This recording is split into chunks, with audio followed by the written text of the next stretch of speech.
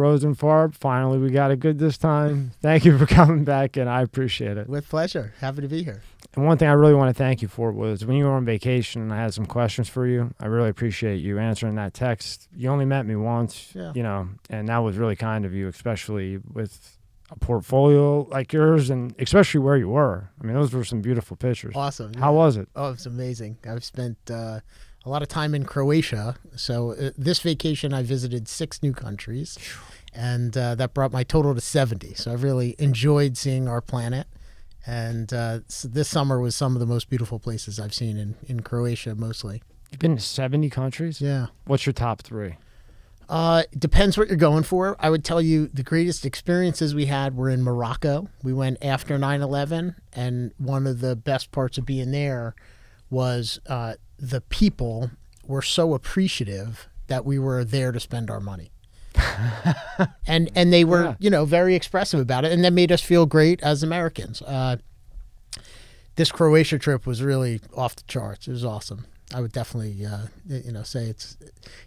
Again, if you haven't been to Italy, if you know, great vacation. Where else in the world? I love the USA. We've got such a great country. You know, I've been around the world, but this is where I choose to live, and I think there's so much about our country that people don't get a chance to see or experience. So you don't have to go far to find amazing experiences. So now when you went to Croatia, you went to new countries, and then you came back here. Yeah. You know, and right now it's kind of a mess. But were you still happy to be home? Because some of those countries, you know, if you stay in a tourist area or a good area, it's all nice and dandy. Right. But outside of that area, it might not be so good. Did it make you realize, or did you see that it's really not that bad here, or it's really bad here? I was most surprised by Ljubljana, Slovenia. So I had expected, I guess, more of a Soviet-era communist type environment. They had this beautiful pedestrian-only downtown that was well kept and, you know, safe with great people and activities. And yeah, I would say when I get home, I'm always glad to be home too, right? Now, if you would have left that area, would you have made it back? We left to go for a day trip here and there, you know, and I think surprisingly the world is safer than most people think. There have been situations where I wasn't impacted by crime, but people I was traveling with were. And usually they're doing something stupid more times than not. They bring it on themselves. You know, they're drunk in public, or they're in places they shouldn't be, or with people they shouldn't be with. You know, that's not to say I had a friend who got a gun held to his head when he was in a taxi, you know, because he had a video camera with him and somebody wanted to steal it. And the taxi driver said, you know, pull up behind me and get this guy, you know. So that could happen too. And I can't not ask you this. So why in the world do you think that they hired 80,000 IRS agents? Now, hold on, before you answer, because, you know, you're the biggest guy on the planet with this. I thought it was they were either going to grandfather Bitcoin and crypto. I thought maybe they were going to go after that. Then I thought maybe with the medical marijuana, with all this fentanyl getting in it, maybe they're going to finally legalize it instead of playing these dumb games, and they need the agents to grandfather those taxes in, because if any of those people think that that isn't going to happen eventually, I don't know. Correct me if I'm wrong. I think they're nuts. That's my 2 options. Why do you think, Rob? To bring all the IRS agents? 70,000? What, 80,000? Yeah, 80,000. I mean, I thought the crypto thing originally, I thought they're going to really go at this now. Like, people are making so much off of it that they're going to find a way to make their tax money. That's what I thought. Especially with those NFTs, which that I don't understand either. But I think differently. So the IRS is one of the few areas of the government that they produce revenue. So historically, IRS audits have produced $4 for every dollar of expense. So I'm an entrepreneur. If I had a business unit that could print $4 for every dollar I invested, I'd invest heavily in that unit. And yet, even for, you know, multiple administrations, the IRS budget has been kept under control or gotten, you know, shortened and cut. So I happen to think it's a really good decision. And I think that they'll produce revenue. I think their return on investment will go down from $4 per dollar to, maybe $2, but even still it's worth investing in compliance. I'm on the other side of that compliance trade. And so right now when I'm advising clients, I'm saying, well, look at what the enforcement budget is. If you would have considered taking this risk 20 years ago, it's an even better risk to take down because there's half the agents and they don't know, they're just not examining as many people. So you think they hired them to examine more, but do you think it's also because they want to raise the taxes on the upper class? No, actually, a lot of this budget is going to go to lower income enforcement. Really? Yeah, which, again, I'm surprised that this administration has, made that decision. But again, more than half of Americans don't pay tax. That is true. Right? And so the question is, well, what percentage of people should contribute? And maybe it's more than half based on the current laws. I don't know. But, are they going to change any of the laws? Maybe. But if you change those laws, then you need more people to enforce compliance. When they always say, the question I always have is like you hear it all the time, and when they're running for office, and I think Biden had said it's not going to be on people who make $250,000 or less. Right. Do you believe that? No. Without getting blown? That's not true. No, that's not true. They're going to go after. So and that's one of the reasons they're hiring these agents is they're not raising the taxes on lower income families, but they're going to increase the compliance. And so by increasing the compliance, you're essentially increasing the taxes because you're telling that person who works for cash, hey, listen, the IRS, they caught our neighbor and they put him in jail or they took their house away, right? So they're going to encourage enforcement and compliance by making your neighbors tell you sob stories about not reporting your cash income.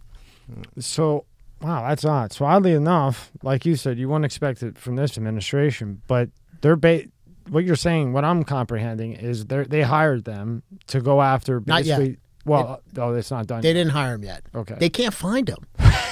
So I just got a letter from my auditing firm, and they said accounting enrollment is down 30%, and first-year compensation is up 20%. And they said that so then they could say, here's how much we're increasing your fee. Right. But it's true. Wow. Yeah. Wow.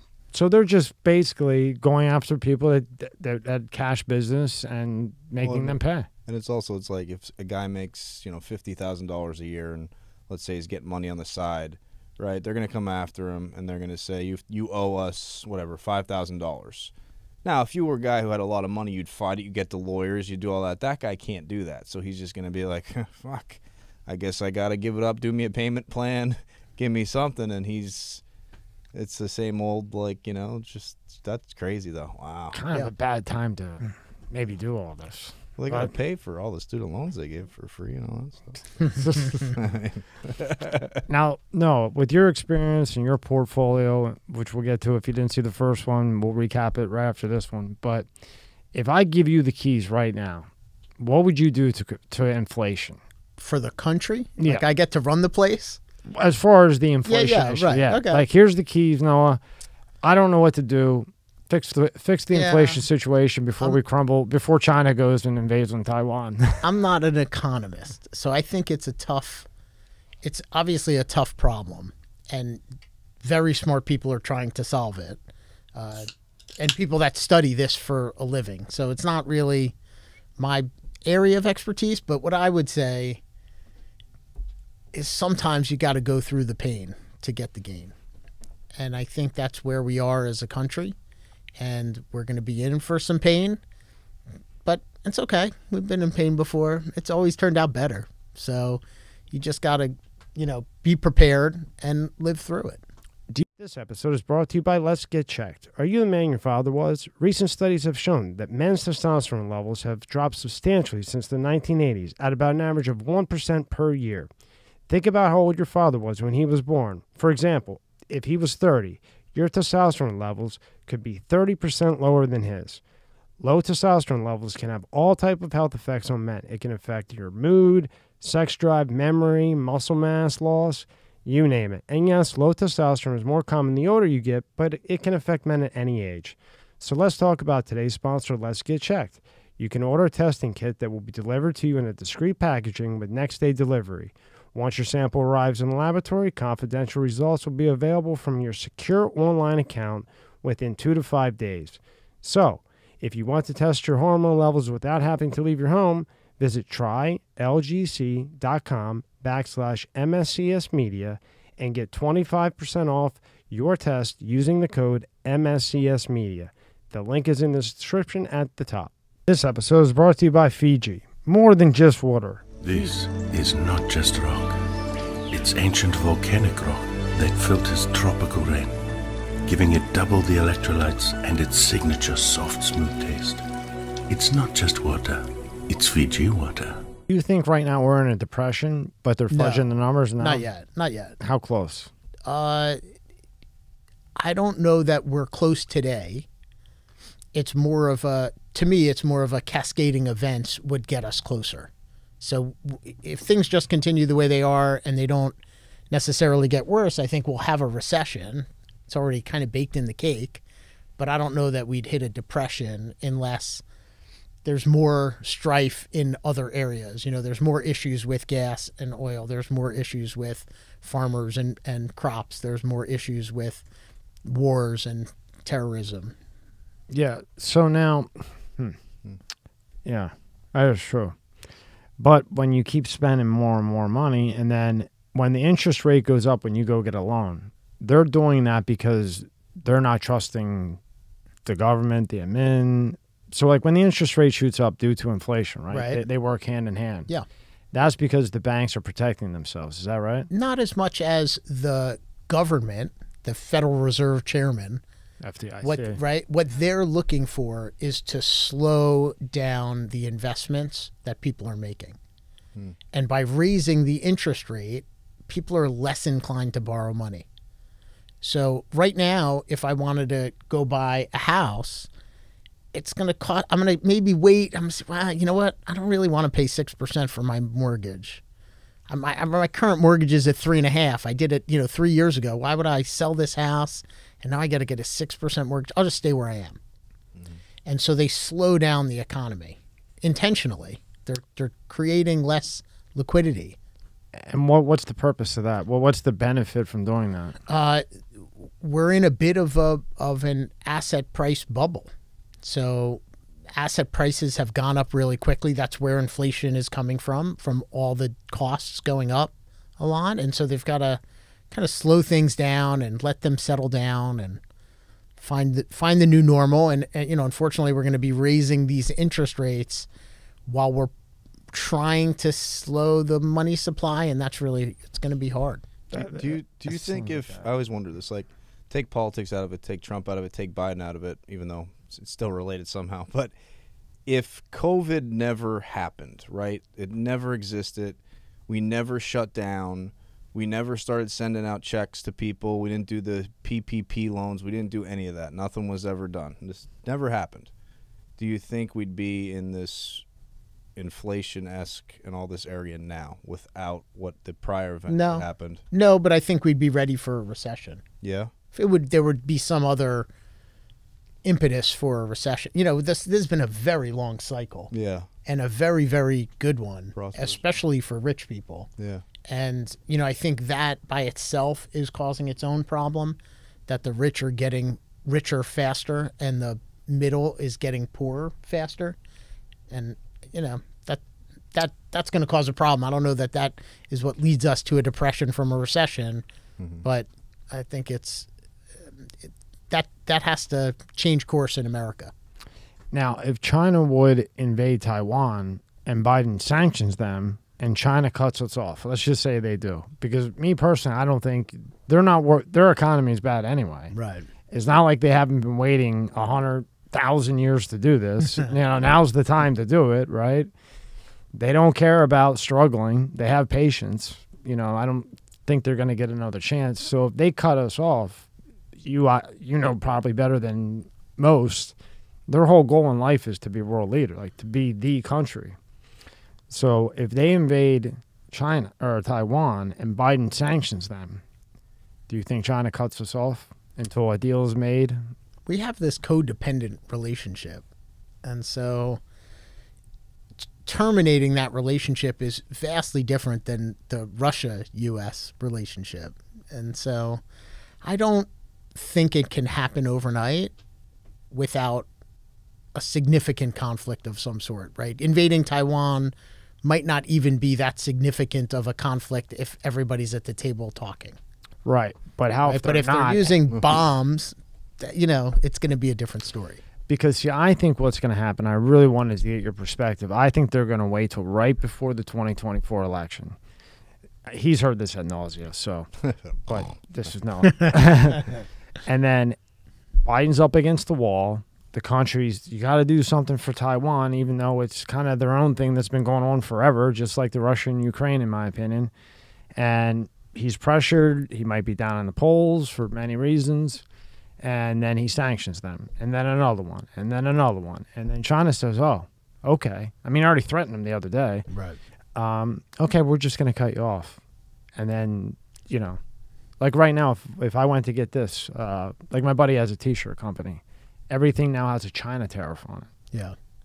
That wasn't there before 3 months ago. But Trump implemented China tariffs, and that was a sanction of sorts.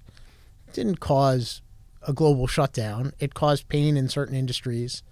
I think that's a, you know, that would be a very, very significant world event. That would be more than once in a lifetime kind of event, right? So you don't think if they invade Taiwan, you don't, even if Biden sanctions them or whatever, you don't think they'll cut us off? I think we have to go sit at a table and figure it out. It's too important to China. It's too important to the U.S.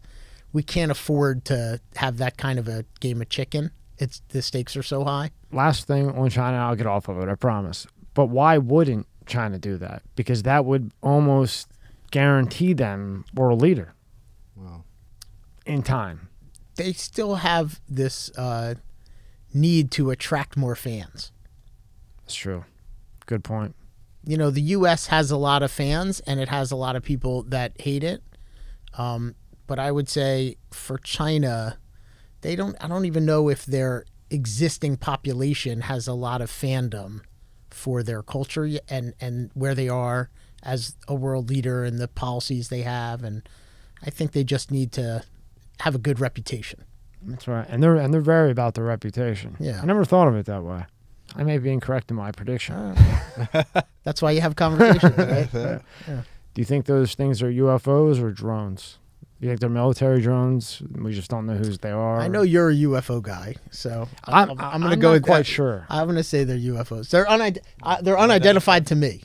Yeah. So, but do you think they're military? I think of some sort? there's other there are beings from another planet that are here observing us. I don't know. You would think that somebody would find us at some point. So.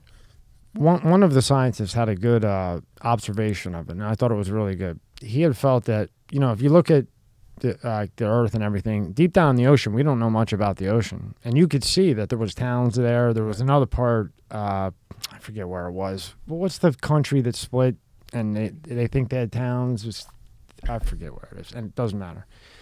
So this one, you know, astro scientist guy, he had thought that his hypothesis was that life was here prior, but even just 1,000 years more advanced. I mean, look at 1920 to 2020. It's night and day. And his hypothesis was maybe they saw an asteroid coming and they were able to, you know, defy time, gravity, and so on, and they got out of here before it hit. And now they're coming. It sounds really crazy, but now they're coming back to check on their home planet. To me, it doesn't sound that crazy. I mean, but I could buy it. I don't know. I look at these new images from this new telescope, and it's amazing how vast, you know, where we are is. And so they said it's a Mach 20. Yeah. It goes at a Mach 20. That would destroy any human bone in the planet. I read this morning that there's 20,000 trillion ants. What? 20,000 trillion ants. I believe it. They're one of the most interesting things to me. They're born with feet. colonies. The colonies they mold build together, stuff. and they just know what to do. So there must be some humans that observe ants because they tried to figure this out. But most humans don't really observe ants. And so I think the same way about the aliens, you know? How many of those aliens might be interested in watching us humans? I think Elon Musk is an alien, for no doubt. Sorry, Elon. Or just an extremely, extremely high IQ with Yeah. a little something else, but he's definitely smart. Right? Mhm. Who's smarter than Elon? I don't know. Who would you say is smarter than Elon? You think of anybody? No. Yeah, he's No. pretty much up there. I mean, what he's created is so... Neuralink, Tesla, Right. rocket Yeah. that goes up and lands. Amazing. Reusable rocket. It really Yeah. is. I wish I would have invested in that. Those guys only come around once every 500 years or whatever it is. Yeah. And before we came on, we were discussing anti-Semitism, right? Yeah. And that's interesting because I never really knew much about it, and I would like to. Yeah. And there's a book out, right? Yeah, my friend just yeah. released a book, Before It's Too Late, by Eric Rosenberg. And he grew up in Belgium, and he was surrounded by this rising anti-Semitism. And he realized that he needed to come to the United States, the greatest country in the world. And so he talks about not just the anti-Semitism and the origins and the state of anti-Semitism in Belgium and in Europe and also somewhat in America, but why America is still this great country and what we need to do to ensure that we keep it the country of choice for people that want freedom. And broken down, what is anti-Semitism? It's it's not necessarily that you're against Jews, but you have certain beliefs about Jewish people that you hold which are untrue and you know, essentially judgmental, negatively judgmental. Why do you think there? I always ask this. Like I said, I told you before we got on too. I grew up in an area where there wasn't a big Jewish population. Moving down here, there's a big Jewish population. My friend's Jewish. He talks about, you know, anti-Semitism. I ask him it all the time. We talk about all different things, politics, that, everything. What is the hatred that is built up in some people, like that, white people even, that just have, like, there's this hatred toward Jewish people? Where do you, like, why do you think that comes? You know what I mean? Yeah, I think Jews have had an interesting role in history. And even today, there's only 16 million Jewish people in the whole world. Wow. So a little bit less than half of them live in Israel, which was formed as a Jewish state. So it's the only place on the planet that every Jew is welcome. Wow. Right? That's the only place that if a Jewish person is in trouble, because there's people that hate Jews everywhere on the planet. Mm-hmm. So after Hitler tried to kill them all, you know, everybody agreed, all right, let's give them this little piece of the desert, you know? And so now about half the Jews live there, and it's become an amazing country that has produced a lot of innovation that is very surprising for such a small population. And the other kind of 8 million Jews are spread around, but there's only 3 places that have more than 1 million Jews. One is in South Florida, where we are now. One is in New York City, and one is in kind of the LA area. LA, really? Yeah. So, and then you have pockets. There's 400,000 here, 100,000 here, and in different countries around the world. And they tend to stick together both for religious reasons, dietary reasons. Some observant Jews have a requirement to eat kosher food. And so kosher food isn't available everywhere, so they tend to live together so they could have the right food to eat. Makes it a lot easier, Right. right? Yeah. Going to 17 different stores that says kosher and it's probably not kosher. Right. So, You know. but I think people hate Jews because historically Jews have been well educated and have been business people. And I think, you know, success isn't always celebrated. So I just find it crazy because it's like, and by no means am I saying to hate anybody here, but like you could understand why people were mad or hated, you know, Muslim people from when the towers, you know, got attacked, right? Because they just saw this image, they saw that type, you know, of course we know, but I could understand. But I was like, where does the hate come for Jewish people? I just don't understand it. It's not like, you know, you're out there blowing people away and doing stuff. I just never understood it. I don't know. understand it either, because when I used to do business and you know, someone who was Jewish that wanted to do business, it was straight business. Yeah. There was no blah, blah, blah, blah, blah. It was right to the point and well done. I mean, no sneaky snake stuff. You know, it was very well done. And Jewish people seem to be very good with saving their money, unlike Italian people and other people. Spend their money. They make it. They always had money. Everyone I knew. Yep. And so I think that's, you know, common perception is That's so stupid. that Jewish people have, you know, more power and influence on a pro rata basis than they should. And what's interesting is it's true. When you look at Nobel Prize winners, people who've won the, you know, any of the Nobel Prizes, about 30% of them were Jewish. So maybe that's a good thing, and maybe Right. you want to work with them. Don't hate them, work with them. If you look at the Forbes 400 list, the wealthiest, you know, people in America, about 16% identify as Jewish. Wow. Right? We're only 2% of Americans, yeah. right? So you're 8x your pro rata representation on that list. You're, you know, 100x that representation on the Nobel Prize list. And then when you look at philanthropists and who's giving the most amount of money, Jews represent about 10% of all the gifts. So Really? again, it's this wild outperformance of, you know, the what would be expected of just a pro rata human being. What is it with the philanthropy, however you say it? I know I messed that up. I know. But Philanthropy. yeah, thank you, Rob.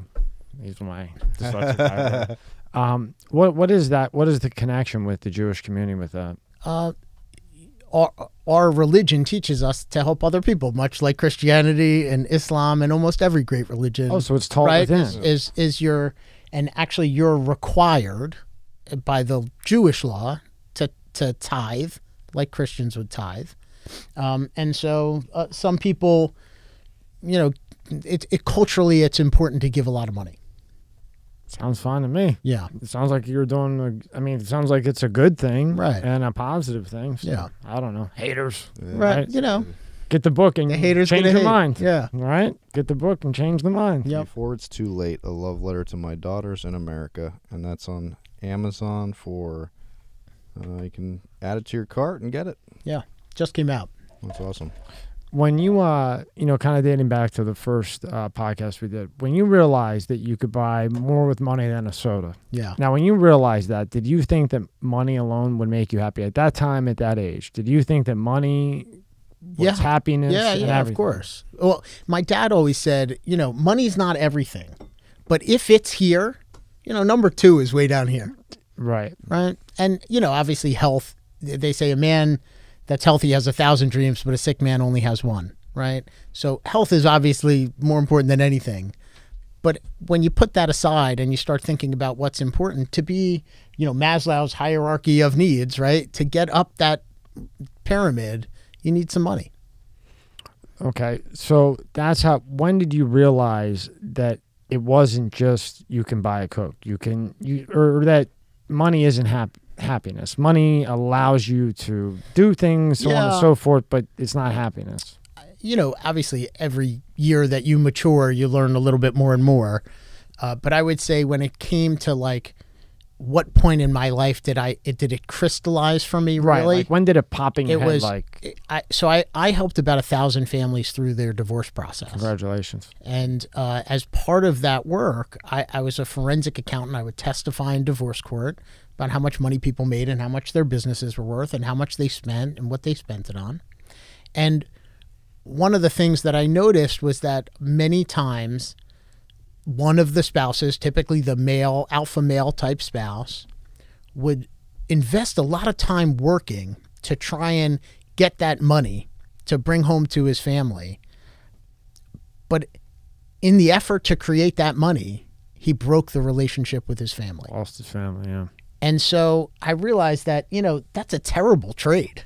Because at the end, after you get divorced, you have half the money, right? So you got no family and half the money. You could have just coasted. Worked half the You could have hours, worked right? 40 hours a week, not 80, right? It is crazy to think, yeah. And so that was how I processed that. Wow. Was too many type A's decide to sacrifice at home in an effort to become wealthier, when in the end, they could have just done it and kept their family and their money. Wow. And not be paying out half of it anyway. Right. So it's a wash, really, right? Right. Yeah. Love the one you're with. How is that job? So you're doing forensic scene where they're hiding money, doing stuff. Is that very tedious? A lot of different. Yes. It's as You're a detective, detailed basically. accounting work as you could get, because you're going to source documents and you're trying to, compare. Is the address on this invoice an address that we know about because we maybe have seen I it can't with imagine. another vendor and it's a false invoice? What's the craziest? Remember the last time you told us about it wasn't the last, when you were here last, you told me the story about, there was The oil? the oil, yeah. Husband Yeah. and wife, they Oh, were fighting right. about the oil, and you had to go through all this paperwork, and it was about, Right. give me another good story. There's got to be another one like that. That was funny. Remember that, Rob? Right. Yep. Yeah, you spent how much time? $400,000 we built. Whoa. It was terrible. It was terrible. Oh man, We were laughing for 2 days after that about that one. I had a pretty funny one where the wife was the breadwinner, boy. and I was working as the wife's expert. She was a Fortune 500 company executive, doing very, very well. He should have just thrown in the towel, buddy. And her husband, he worked and he earned a living, but it wasn't anything in comparison to her. And so we're at a settlement conference talking about how to resolve all of the economics of the case. And so I'm there as the expert talking about her company shares and her profit sharing plan and, all these complicated financial instruments that she had as part of her place of employment. And the husband was asking for alimony. And the lawyer I was with, what kind of effing man asks for alimony? Just tearing into him, when he's entitled to it. Alimony has nothing to do with gender, He was tearing into him, and the guy was about to, he was like kind of crying, and we had to leave the room, and it was pretty. That was pretty wild. What was the outcome? She didn't pay him any alimony. All right. Yeah. Well, Yep. okay. He did his job. try. Yeah, good try. Lawyer did his job. He did his job. Yeah. So now you're doing basically a detective, right? I mean, that's just straight detective work. How long did you do that for? 9 years. Wow. And then to go and make a leap like you did. Yeah. Now, what was it? Because you're doing, it runs in the family. You're meeting all these big time people throughout that, right? Yeah, of course. What was it about you that you stuck out and the other people didn't? Because that would apply to any type of business as an entrepreneur. When I was testifying as an expert, why would people select me? Yeah, as a young, a young person in an old man's business. Yes. So the person that hires you during litigation isn't the person getting divorced typically. It's the lawyer. Because the lawyer is going to tell the client, hey, this is the person I think we need on the team. And maybe the client wants to interview 2 or 3 of them. But really it was, if you hired the lawyer, you're going to want the lawyer's person that they say to use. And so I built trust with lawyers. And I did it intentionally, but I also do it naturally. And one of the intentional things that I did is I developed a curriculum for young lawyers to go through so that they would come once a month and I would teach them a class so they could become better lawyers at understanding the reports that we would write. So I'd go over a report with them and I'd show them how to read it, and that built trust with them. I gave them a certificate after they finished the 6 classes that they could put on the wall of their office, which had our name on it, right? Their name and our name. Winner, win. That's right? win-win, right? And so, they through the education, I've always been an educator. So I've always found that education is where I stand out the strongest because I can communicate concisely. And that's how I built that part of our business. Yeah, but how did you get them to buy into you initially? Because here you are, you're a forensic accountant. Yeah. You come in like everybody else. I know it's in your family, but how do you get them, and this goes to the entrepreneurs in you, how do you get these lawyers to want you? So the family thing should not be overlooked. So, I have the same last name as my father. My father was a prominent expert witness for years before I joined his firm. And when I joined, I helped him scale that business 5x, 6x in a couple of years, but he had that reputation. So I was able to utilize that to my benefit to open a door. Yeah. Someone would meet with me because they knew my father. Right. So you got the meetings because of your father, but you still had to, maybe you got through the door and you got to sit down, but how did you walk out of that door with a relationship? What are some things that you had done early on? We talked about this last time around negotiating, and one of my strengths is negotiating. And I believe in most negotiations, if you can understand what it is that someone else wants, you can find a way to get them closer to their goal while you're getting closer to yours. And I'm good at creating those solutions. And so when I met with lawyers, one of the things I offered was, hey, I'm going to educate you so you could be a better lawyer. But another thing that I did, because I was doing it at our accounting firm, was I was growing a business. And so I would explain to them how I'm growing my business and give them advice on how they could grow their business. So I said, look, I can't give you business because everybody's giving me business that they all want a divorce client. I don't meet that many people going through a divorce unless somebody introduces me. But I could help you grow your business. I could help you make more money. I could help you serve your client better. When you hire me and I interact with your client, they're going to think highly of you. And that's not true for all the other kind of old white guys in the business. Right. Okay, so you get that far, but then how if the roles are reversed? You have a case and you need an expert to come. But yeah, you have your dad to open some doors, but this door isn't open. That had to have happened throughout your career. Yeah. When, and you get introduced, so right away you don't want to ask for anything because everybody and their mother's asking this guy to be the expert. How do you know when the right time is to ask for something? Because everybody's asking. I always lead with education. That's how you always lead. Always lead with education. Hey, is there something that I might be able to teach you or your team that would be of value? And so I'd talk to them, about accounting issues. I'd give them continuing legal education, which is something they needed. So I said, hey, look, I'll buy lunch. I'll put it in the conference room, send in whoever wants to come for an hour, continuing legal education credit. I'll give them the credit. They don't have to pay anything, and I'll bring the lunch. It's easy to say yes. Now, but remember, early on, where they're coming in and you're buying lunch and it's not the right time. That's okay. Or it's always the right. I mean, how did you do it? Some will, some won't. So what? Right. So do you wait? So if you needed an expert and you're midway through the forensic accounting. Right. This expert hard to get. Dad can't open the door. You're trying. You put the we the never solicited for a case. No, never. They would bring us the cases. So we wouldn't say, "Oh, I heard Susie Jones is using you. You should hire us." It never went that way. It was just, we knew they had clients that would need experts, and so we would, do our best to be of value to them. Okay, so you never had that problem. Yeah, no, it's different. It's and again, we never were like targeting somebody. Maybe in one case, a friend was doing the Katie Holmes divorce from Tom Cruise, and I called him up and said, "Hey, what's the chances I could get involved in that case?" He said, "There's no chance." That would have been a good one. Yeah, right. It was a good celebrity case. He's my age, good lawyer in New Jersey, excellent reputation. He actually just called me this week. He was looking for something. He wanted to hire me. Yeah. I said, I said, talk to my friend, hire my friend. He'll be happy with the work. I said, I would have to do it as a favor to you, So I said, you don't want a favor from me, right? He said, no. And then last time we spent a lot of time on building our portfolio. Yeah. And from then I learned that to build a portfolio, you got to be really good at networking. Yeah. How did you develop your network so well?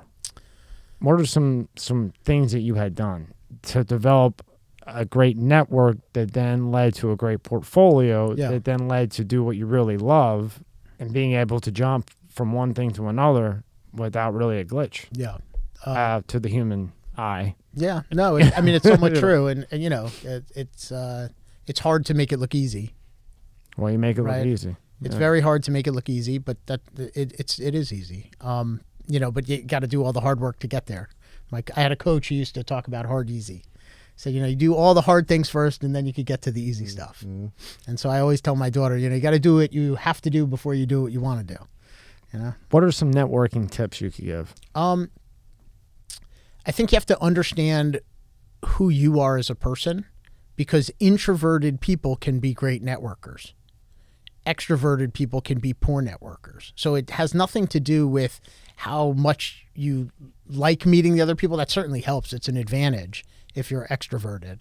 But there's a great book, Adam Grant, on networking, and it's give and take, give or take, give and take. And he talks about, do givers get more or do takers get more? And what's interesting is that when you segment and divide, who's really getting more and you start measuring it, the people who get the least are the biggest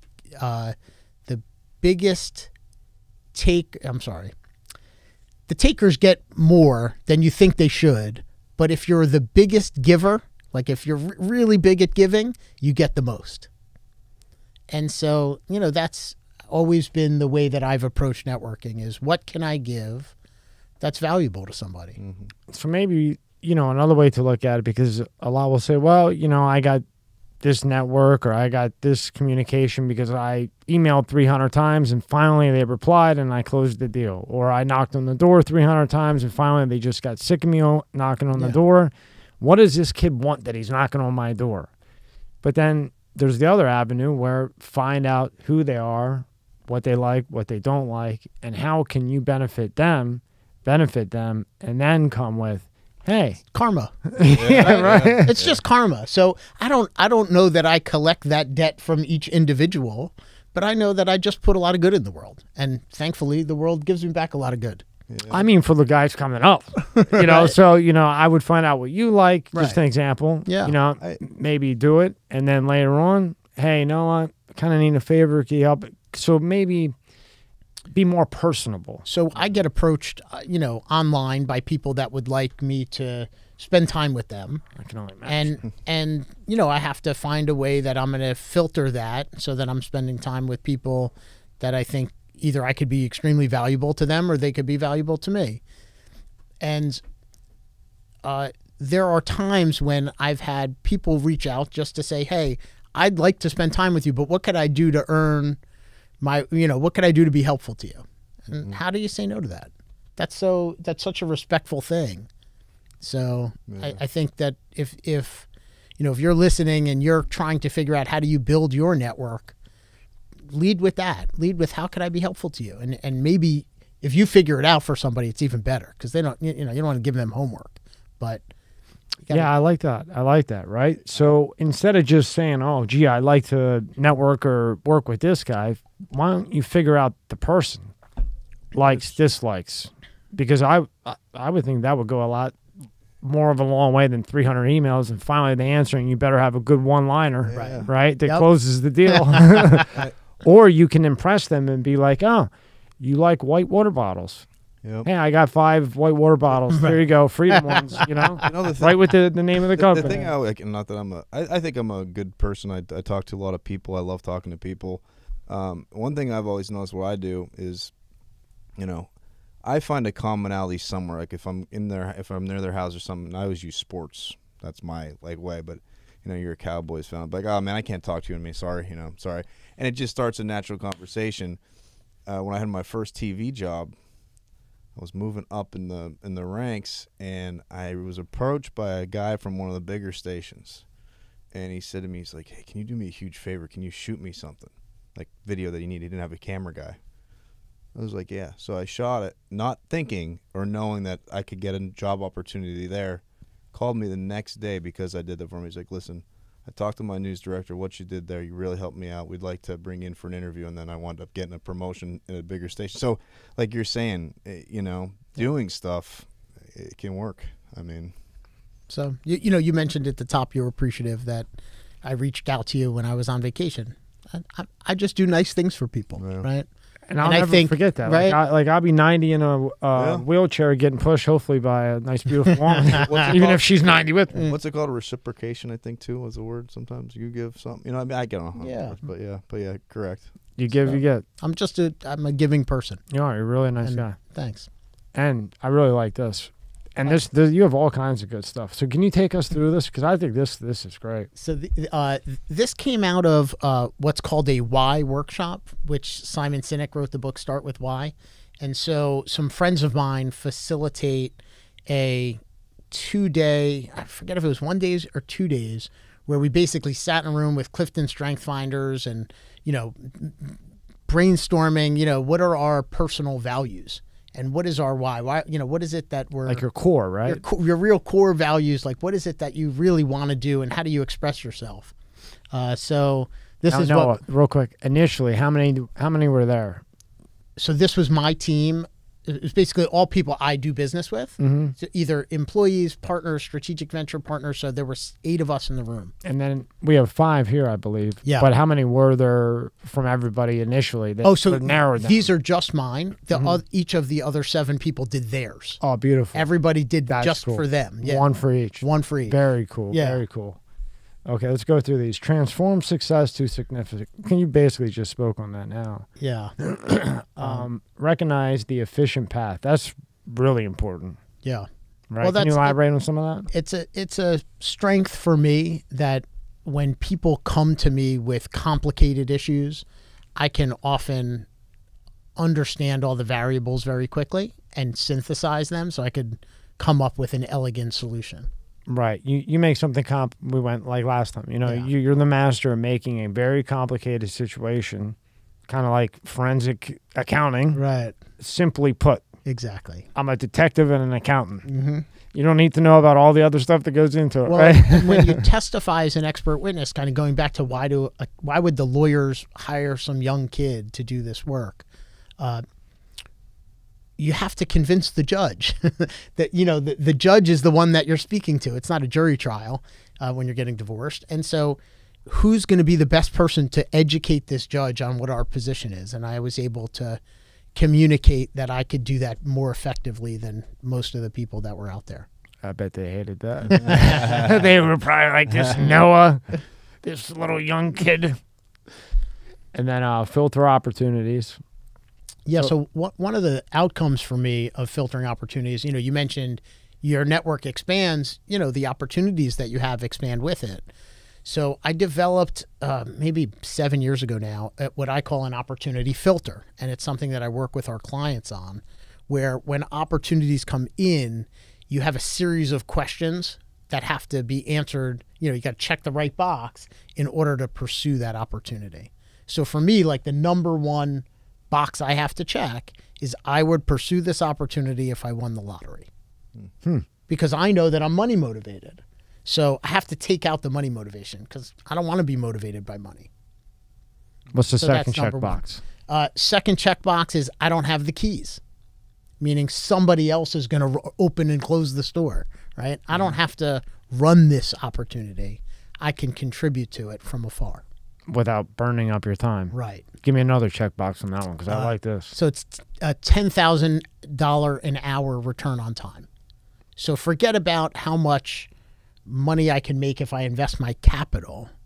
But if I'm going to put my time into something, I want to make sure I'm getting at least $10,000 an hour in return.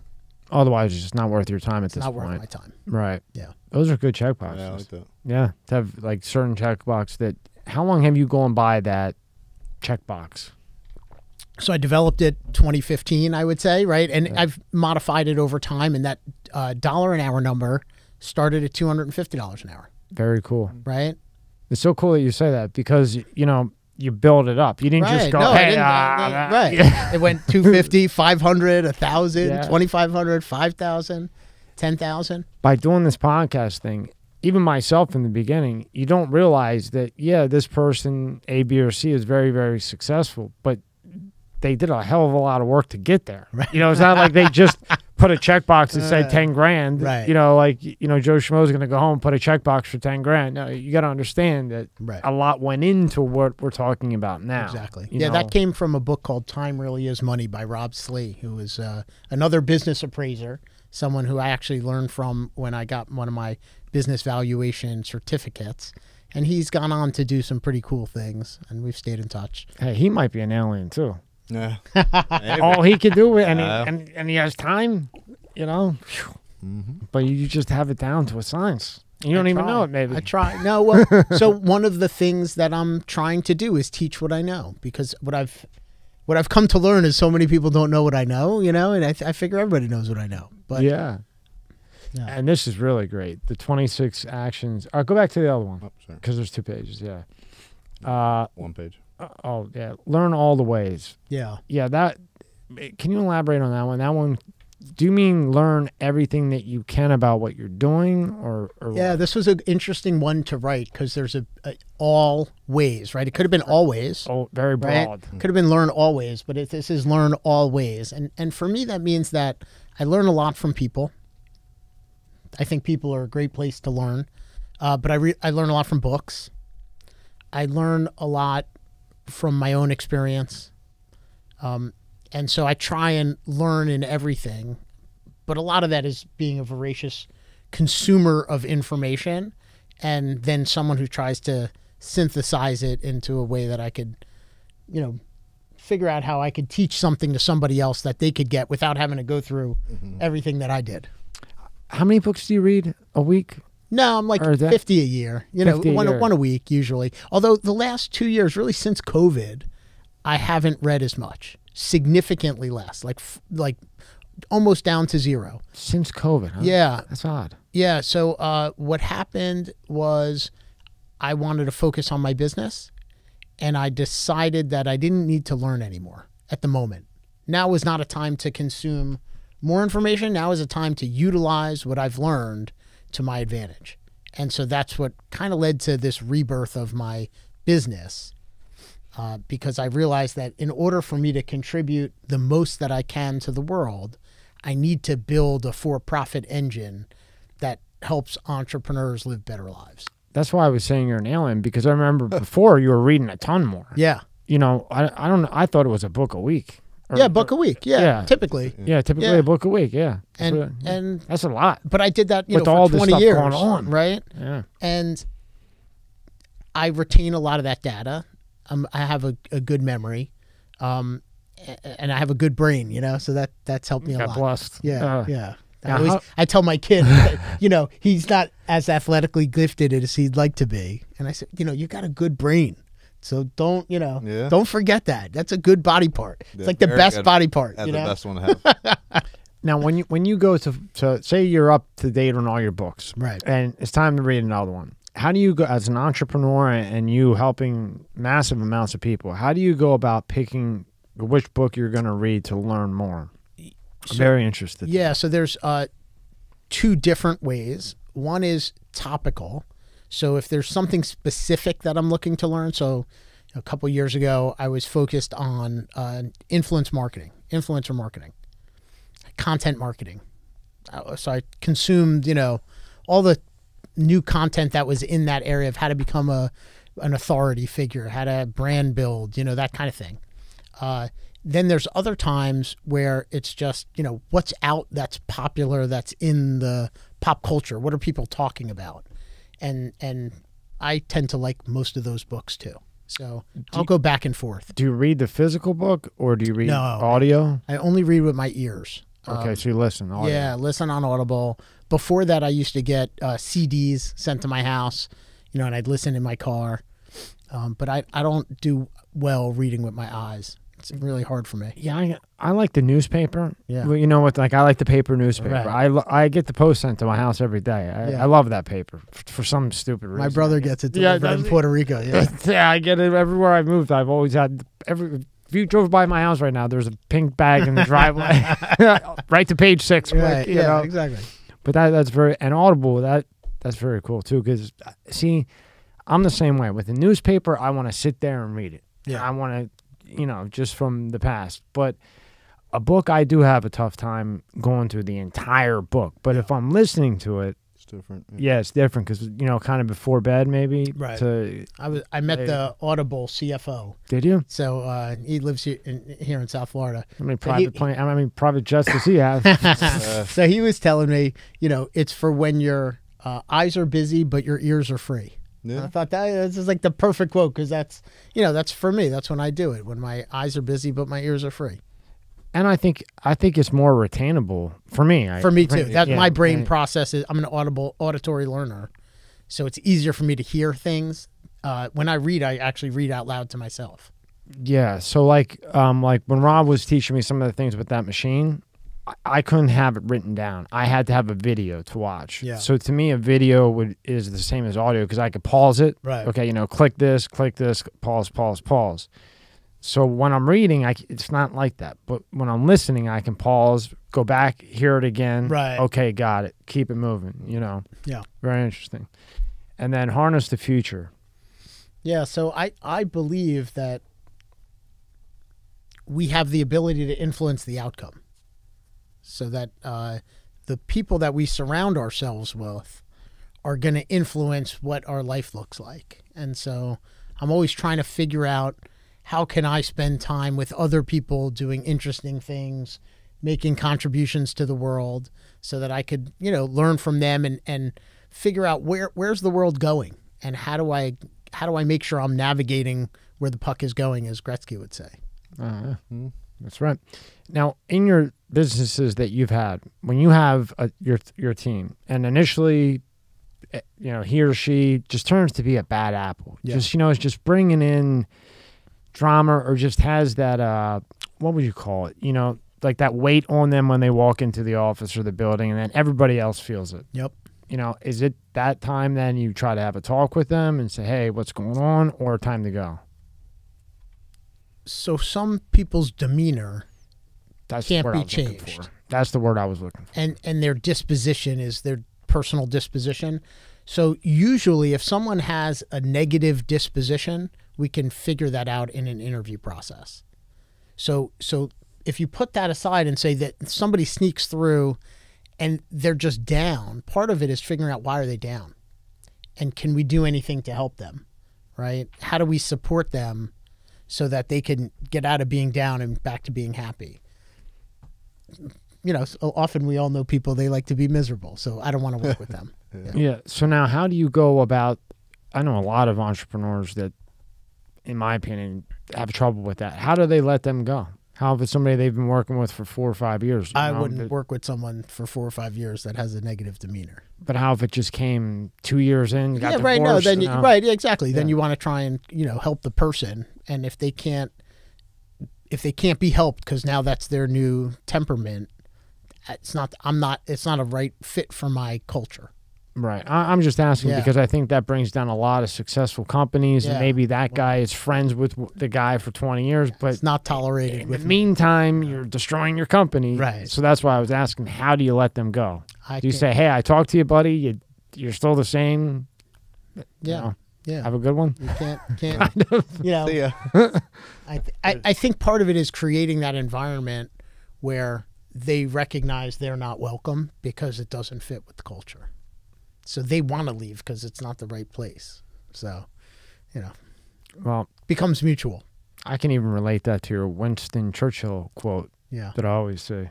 I had to have it down. So we make a living by what we get, but we make a life by what we give. Yeah. And that's the whole thing with you, right? Yeah. Everybody's got to be a giver on the team. Because and you can't, it's very difficult to be a negative giver, to be a giver that is always in despair. Unless it's one of those givers that expect something in return every time they give something. But then they're not really a giver. Right. Right? Then they're fugazi. Yeah. Well, so Adam Grant talks about that in that Give and Take. I was trying to get the stats right, and I forget what it was, but those people that are giving to get, they don't do well. It's evil, right? Yeah, they don't do well. It's the pure givers that do the best, but the takers do better than the givers that are given to get. Because it's not really giving, because you're just playing the game expecting something in return, and you're just and people figure bet. out. Yeah, you know, smart people are going to figure out your game real quick, right? Yeah. Go to this here. This is really cool. Now, how did you come up with this, and how long? Yeah, so I worked with a consultant. His name is David Friedman, and he has a company called CultureWise. And what David did, which was very interesting, was he built an amazing culture at his insurance agency. And then he sold it. And when he sold it, he got more money for the business because of the culture he had. So he actually got paid for culture. So he then, you know, didn't too soon to be retired. So he started telling people, how did he come up with this culture? And he wrote a couple of books about it. And now he developed a system for entrepreneurs to come up with their culture and implement it in their businesses. Because culture has been really popular for the last like 20, 30 years. And that's how we got mission, vision, values. But that's not really how you build a culture. That's how you might describe the culture. And so he's figured out a way to help you like kind of implement your culture. Like the foundation, like implement the foundation. What he calls it are fundamentals. The fundamentals. And behaviors. What are the things we actually do here that are talk about our culture? And so I worked with him not on my, I worked with him on my culture at my company, but this was separate. I worked with him on this to say, well, David, you've helped me, you can help me figure out what my culture is in my company, but what's my culture? And so we came up with this list of 26. Now here on the first page, what would you say are the out of these 10 right there? Yeah. What are the top 3 there, or are they in order? I've actually spoken about a couple of these today, right? Yeah, I've talked about coming from a place of love, which is the same as being a giver. I've talked about expanding your horizons, like traveling to 70 countries. I've talked about investing in yourself, by building your network. I talked about harder than smarter, right? I still don't know how you do your schedule. Yeah. How do you do it? Do you do like, maybe not now, maybe now, but was it like, did you wake up every day and okay, today's the schedule at 1 and you stick by that like glue, or for the week, or how? I know I asked you before. Yeah. So, and I teach a class on this, which is now actually online. So you could actually get it on Zoom. You could like watch a 30-minute webinar. Yeah. At talktofreedom.com/time. I've got like a little webinar where I talk to you about my time system, but it's really based around time blocks and figuring out whether you want to block time vertically, like a specific day, like, hey, this is the day we record our podcast. It's always on Wednesdays. In my case, we have meetings on Mondays and internally inside the company. Then you might decide, like in our business, Tuesdays, Wednesdays, and Thursdays, we meet with clients, but we don't meet with clients on Fridays. That's vertical time blocking. And then horizontal time blocking is thinking about something you consistently want to do during the day, like exercise or have lunch or check your emails or, check in with a team member, and, putting all of that on your calendar and seeing what's left and trying to figure out, well, how do I want to prioritize that time? What are the most important things that I need to be working on? Or do I need some time to have free time? Because you kind of need time just to catch up on the things you need to catch up on. So you got to reserve that spot too. Well, like for example, say you have 200 emails and all of them are important. Yeah. And you have, it's important that you answer them, but your block is 1 hour.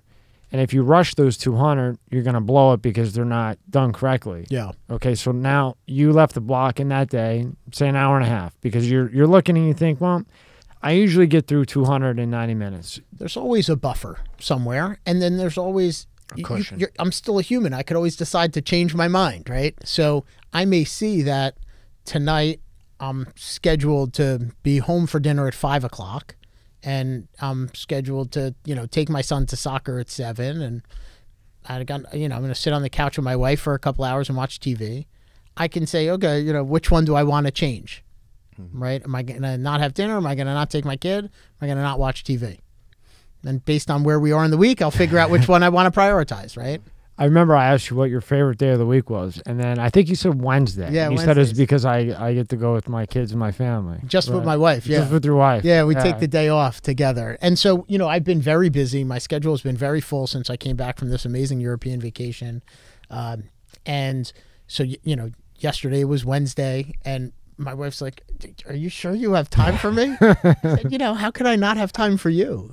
This is the best time of my week. How important do you think that is? Because I think a lot of people get sucked into, like we talked about before, the work, and maybe forget about that sometimes. How important for you personally is that, just that one day with your wife? Oh, it's awesome. Because, I have to justify all of the other things I'm doing. Like, why am I doing all this stuff for other people? And it's because it makes me happy and feel proud and rewarded. But I'm also doing it, for us to live a certain life together. And I should be able to make that time for her. That's what's fun for both of us. So I don't need to do all this. I could easily fill the time with more things that are also fun for me, but that's the most fun. What's the time that's your time? Because you need time for you too. So what's like your thing, your time? Work is my time. But something else. Is it like I like to work. That's my time. So that's your time. Yeah. All right. So and right now I have a lot of time for me because my kids are in school, but my wife and I like to play together. So, when the kids were at summer camp for 6 weeks, we had playtime. It was just her and me. We got to go on vacation, hang out, right? I'm not working. I don't want to work. I want to hang out with her. Yeah. But, eventually when we could have that every day of the week, every day of the year, I don't want to just hang out with her all the time. Yeah. It's fun, but I told her, we'll have, a structure. I told you when I had that engineering firm, I went right to Craigslist and I looked for guys that were retired that built like Miami University, big time stuff that I knew that wife couldn't wait to get rid of them because I knew they worked 10-hour days and now they're home. And I knew that the guy, a couple hours away from this, I'm there. Yeah. And she's the same way. Get the fuck out. And all but two were retired engineers, and they fixed the breakers. This guy, Jorge, was the only one who could do it. Yeah. Yep. He was retired, wanted to get away from the wife to keep the relationship healthy. Yeah, right. It wasn't a bad thing. No. He would joke around and stuff. But I don't want it to get to that, right? I got that octagon thing. Yeah. You could offer him AutoCAD until you were blue. But he fixed that column at the breakers. Nobody else could do it. Yeah. And this is what you were talking about with the schedule, which I will definitely be watching. Yeah. And I think Rob will and the rest of us. Yeah. And we'll have that in the description. And then go back to tab 3 right there. Yep. Spend less time than you earn. That's an interesting one. Yeah. Spend less than you earn. So if you spend less than you earn consistently, you'll be in a good position. But you know how it is. The more you make, the more you spend. Usually. Right. Yeah, usually. Yeah. And then that kills you. So, if you always spend less, that's going to help. And unfortunately, I think a lot of people get started and they kind of spend more than they earn for a couple years and they get into credit card debt. And then the only way to get out of credit card debt is to then not only just spend less than you earn, you got to, use it to pay off that debt. So it's not like you're even saving anything. So it's really... Or get a loan at a lower interest, and now you have a credit card debt and a loan, right? Exactly. So now your debt to income ratio is, Yeah, I think it's just a terrible start to life, and I think too many people don't even understand that basic concept. They think, wait a minute, if I can buy this because I have room on my credit card, so I can buy it, that must mean I could afford it. Yeah, been there. Yeah. Then you realize real quick, bad move. Yeah. And then instead of 3 a.m. it's now 5 a.m. every night, and then up at 8 a.m. This podcast is brought to you by Monster Energy. Tear into a can of the meanest energy drink on the planet, Monster Energy. It's the ideal combo of the right ingredients in the right proportion to deliver a big bad buzz that only Monster can. Monster packs a powerful punch, has a smooth, easy drinking flavor. Athletes, musicians, co-eds, road warriors, metalheads, geeks, hipsters, and bikers dig it. You will too. Monster Energy is more than just the green OG. Monster has Monster Ultra, Juice Monster, Monster Hydro, Rehab Monster, Dragon Tea, Monster Max, Muscle Monster, and many more. Buy on Amazon, buy on Walmart, or go to monsterenergy.com and believe me, you'll find a place. Unleash the beast. Monster Energy. This episode is sponsored by Aurora. Do you know what the fastest growing crime in America is? For years, this crime rate has been surging and affecting millions of Americans. I'm talking about identity theft, and there's a new victim every 14 seconds. Yet despite this, those who have had their identity stolen are often shocked when it happens. That's why I'm excited to partner with Aurora, who is sponsoring this video. Aurora is identity theft protection, fraud monitoring, a VPN, password management, and antivirus software all into one easy-to-use app. Their VPN allows you to stay anonymous online by keeping your browsing history and personal information safe and encrypted.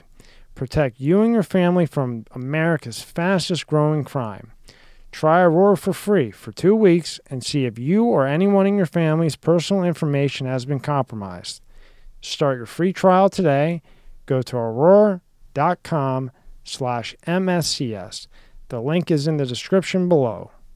So, and another one is taking care of yourself. Yeah. Do you have the same bedtime and wake up time? Yeah, always, even on the weekends. give or take. What time do you go to bed? 10 o'clock. What time do you get up? 6. So you get a full 8 hours. I mean, you know, I probably sleep 6.5 of them. I'm usually, you know, got to go to the restroom once in the middle of the night, you know? and then sometimes, you know, you can't go back to sleep, or you wake up at 4:30 and like, oh, I'm not going back to sleep. Might as well just stick it out.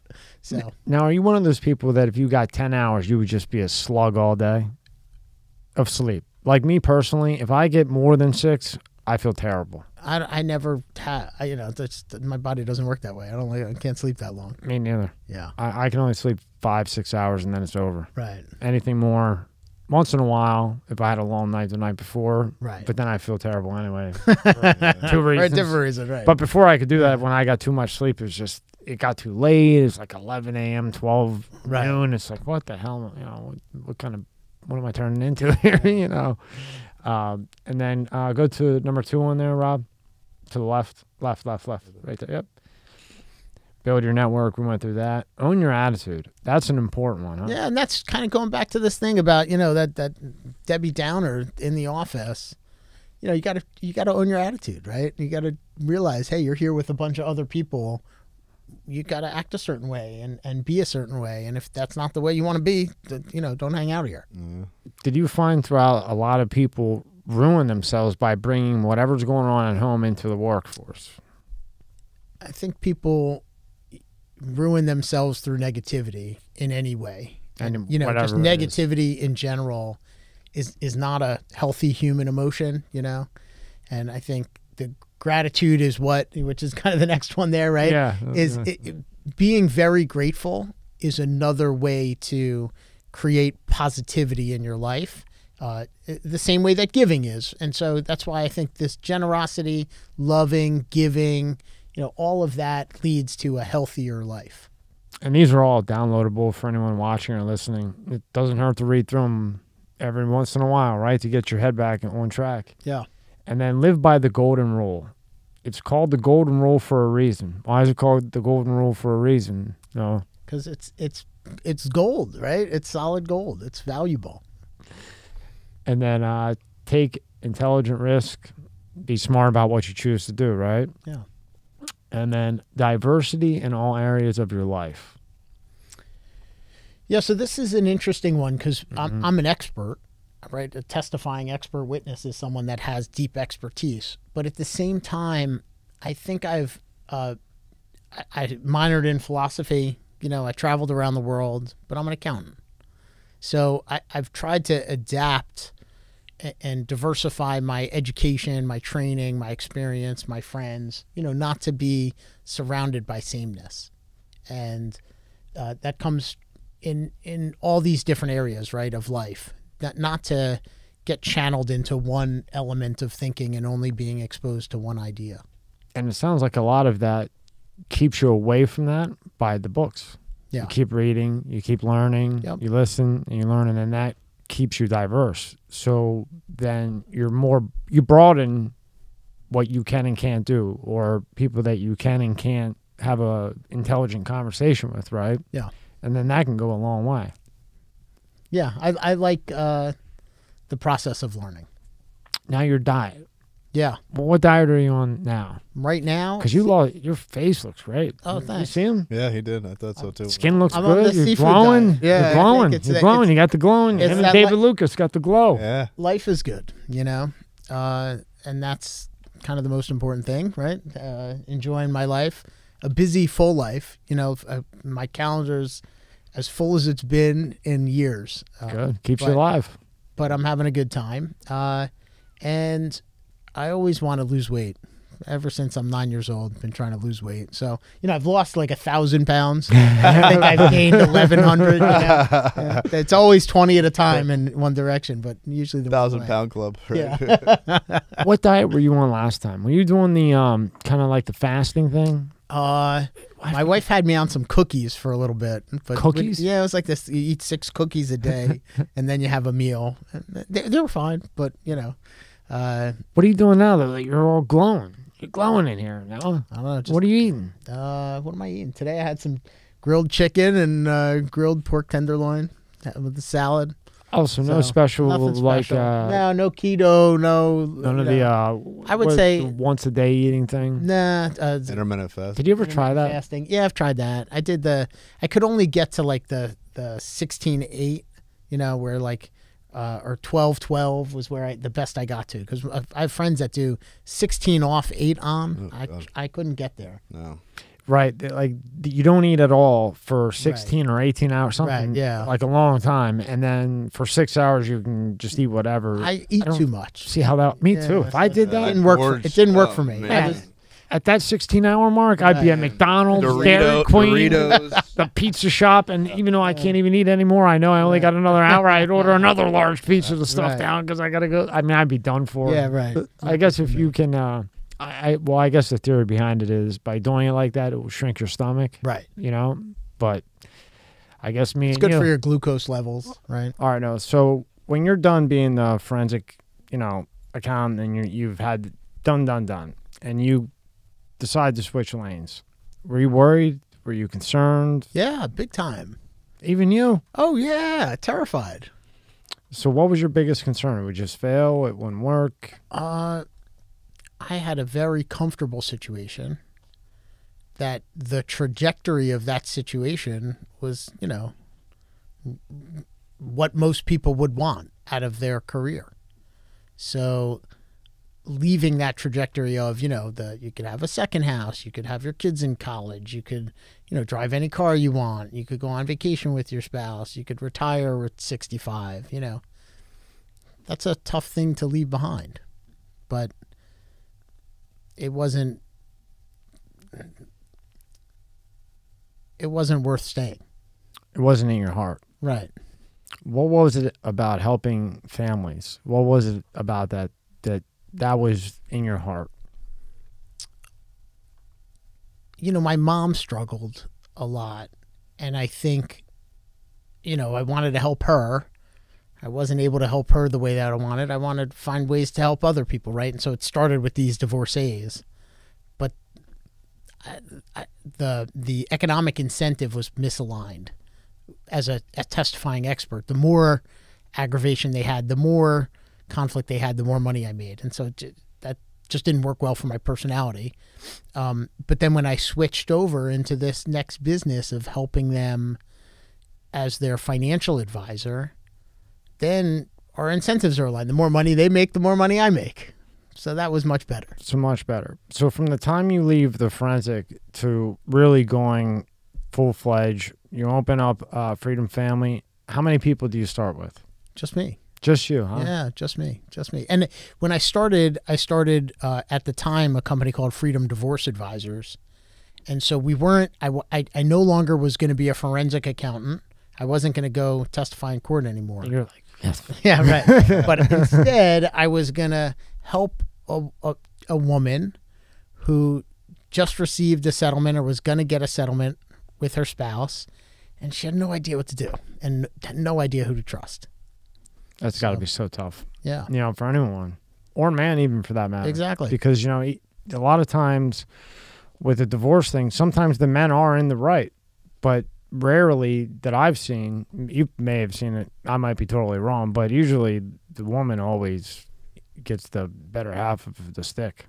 It seems, but what do I know? I'm not no expert. Depends on your perspective. Well, and I also hung out with guys that probably weren't the best to their women. So, I mean, bad judgment. Yeah, so I always approached my marriage with my wife saying, because I understood the divorce law and why the laws are written the way they are, that everything that I do is half hers. It doesn't matter if I do it or she does it. Everything she does is half mine. But, we divide our labor. Some of her labor doesn't produce income and, mine does. But that's what we decided as a couple. I could do less of my money-making activities and more of her non-money-making activities, but it's not what I wanted. It's the decision we made for our family, so it's ours. And I think that's been a very healthy attitude for us in our family. I know that a lot of couples don't manage their finances that way. A lot of couples have, you have some of yours, I have some of mine, and we have some of ours, right? And maybe we're contributing to what's ours, but I've got some that's mine, and you have some that's yours. there's nothing wrong with that. I just think it's a different philosophy. And I don't think many of those last too long. Right. Because eventually it becomes, why are you hiding the bank account? Right. That's what it turns into at some point. If you're younger, I don't know. But I've seen that quite a few times, and that didn't work out well. So but I've never had that, you know? Yeah, because I think that's the way to do it. If you're going to marry somebody, right, and be with them, what the hell? Yeah. I mean, you're either married or you're not. If you're married, look, you're married. It's, right. What serves is yours. And if it's not now, when she leaves you, she's going to get it anyway. Right, exactly. Right? That was, Let's go through your website a little bit. My favorite slider of all time. Oh, thanks. Remember I told you that last time? Right. I could just watch this. I love it. Like right before bed, put it on. I don't need meditation music, nothing. Just let me watch the slider. So take us through this. We went through it last time, but last time was different than this time. So. Yeah, so our business is really helping entrepreneurs live meaningful and, successful lives with the true definition of success. So, financial success is certainly a part of it. And we kind of have a tagline about becoming rich beyond money. You got to be rich also, right? It doesn't really work if you don't have the money part down. I love the LinkedIn. The LinkedIn says, helping people get richer than rich. It's in big bold. Noah's back there. Right. He's on a stage. He's there. Helping people get richer than rich. Click. Who is this guy? Right. Yeah. So that's our philosophy, right? And so we work with the 0.5%, and people that are making 7-figure incomes, have an 8-figure net worth. So these are people that have achieved a lot of success, but they're not on the Forbes 400. Yeah, they don't own billion-dollar companies. Yeah, kind of 10 million to 100 15, million. 10, that's our niche. Those are the people we help the most because we're really designed to help them. And once you get to a couple 100 million, there's a lot that you might want as a family that we don't have those capabilities in-house. So now, how long did it take for you to build up to the point where you could pretty much say our minimum is 10 to 100 or 10 million and above? Right. How long did it take to build to that point? We just started that more recently. So we still have a process to help people at lower income and lower net worth. We charge everybody the same fee because we charge them a fee to do their planning, 15 grand. So the 15 grand isn't that expensive, and it's really like a paid interview. And so what's happened is we want it to be worth it for us also, the same way we want it to be worth it for the client. So for some of those lower income families, lower income meaning $500,000, right? 600,000. They've got a $4 million net worth, right? These are successful people, you know, right? So what we want with them is we want to build a relationship where they know who we are now, and they know that they should come back to us. We'll do some work for you. We'll help you get a little closer. And when you're a little bit more successful financially, you'll come back and we'll help you again. We can help you even more. Very good move for both parties. Yeah. Right? So that's why I want to help them. I just can't give them, I can't be their guy. Right. Not now. You've spent too much time building where unfortunately, it just doesn't fit at this moment. Right. Now, when somebody does that and 15 grand isn't that bad you got the portfolio to show it. Right. I would think it would be more. I sign up. What do I get for the 15 grand? Like what you go through a process with our team. So I don't really participate in that $15,000 engagement unless I do when somebody's selling their business, and they're, and they have some 8-figure exit, right? I'll do all the planning around that. But everything under that, my team is purely capable. Which you mentored, I'm sure. Right, of course. And they have access to me anytime they need me for a question. Right? But basically, we go through, it takes about 3 months to go through our process. And it starts by identifying, where do you really want to go? What is it you're trying to do?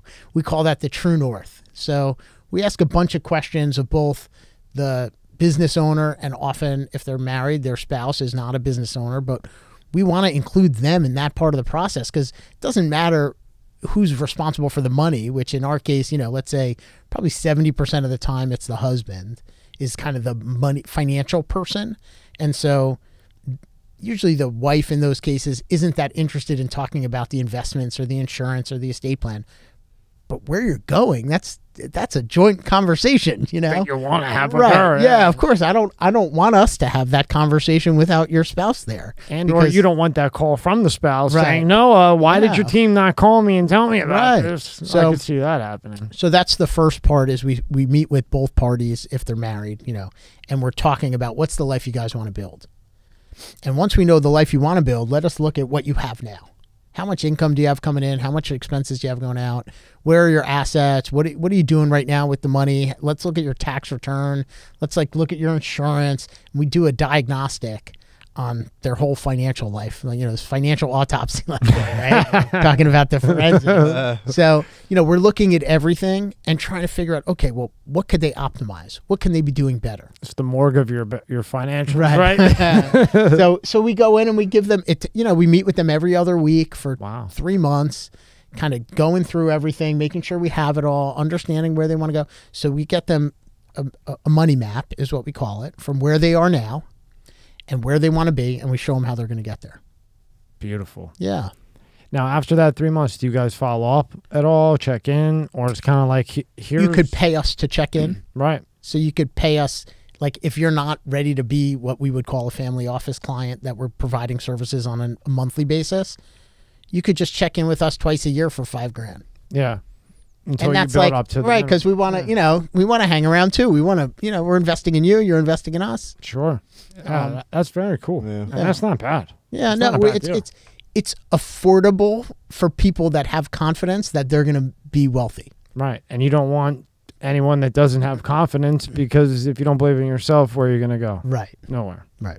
So we'll show you how, but you have to have the confidence that, you know, you're going to be able to get there That without you us. can do it, right? Yeah. And then if we go to our process, that's kind of what I was describing around, you know, making sure we understand where it is that you want to get to. I love the picture. So I want to hit that page. So, you know, I think one of the problems in our industry, which, you know, my industry is basically being a financial advisor, even though what I'm doing is somewhat different. When people hire somebody at Morgan Stanley, as an example, or UBS, or one of these brand names, what they're really focused on is taking your money and investing it in stocks and bonds and charging you a fee based on how much money they're managing. And their performance is all going to be focused on how they do investing your money in stocks and bonds compared to a benchmark. And as they do within 1% of the benchmark, like if they're 1% less than the benchmark or better, they're doing good. Could you elaborate on what a benchmark is for those who so aren't quite sure? When you're investing, the most common benchmark is the S&P 500 index. And so that's a collection of the 500 largest U.S. companies. And it's all the names that you would know. So those 500 companies are offered as a ETF, an electronically traded fund, where you could buy all 500 with $100, 50, you know, you could buy a little piece of all 500 companies through what's called the S&P 500 index. And that's been a really, really good measure for how you should perform if you're going to invest in stocks. Wow. So, Interesting. so you could just buy that, and it's almost free to buy it. So if you're going to pay money to somebody like me, I got to do at least as good as that or close to that. Otherwise, just put your money in the S&P 500 index. Wow. Did you know that? Wow. I never, that's mind blowing. Yeah. But yeah, because I understand what you're doing and why. Wow. So we measure all of our investment performance against a benchmark. Thankfully, we've been pretty consistent in performing about 2% above our benchmarks. Wow. Good for you. Which is great. But I tell people when they work with us, that's not why you should hire us. Yeah. Right? Why you should, because we may be 2% under sometimes, right? I don't know. We've just been good, right? I don't want to take it for granted. Don't jinx yourself. Right? Yeah. Why you want to hire us is because you have a place you want to get to, and we're going to help you get there faster, safer. You know, you're going to have a better life because you work with us. Now, right now, would you invest in the stock market? Like if you're a new person. If you have cash right now, today, it depends how much cash you have. Well, you have like $100,000 that you could blow and it won't really, it's not going to put a dent in your life. But is that because you already have lots of other assets?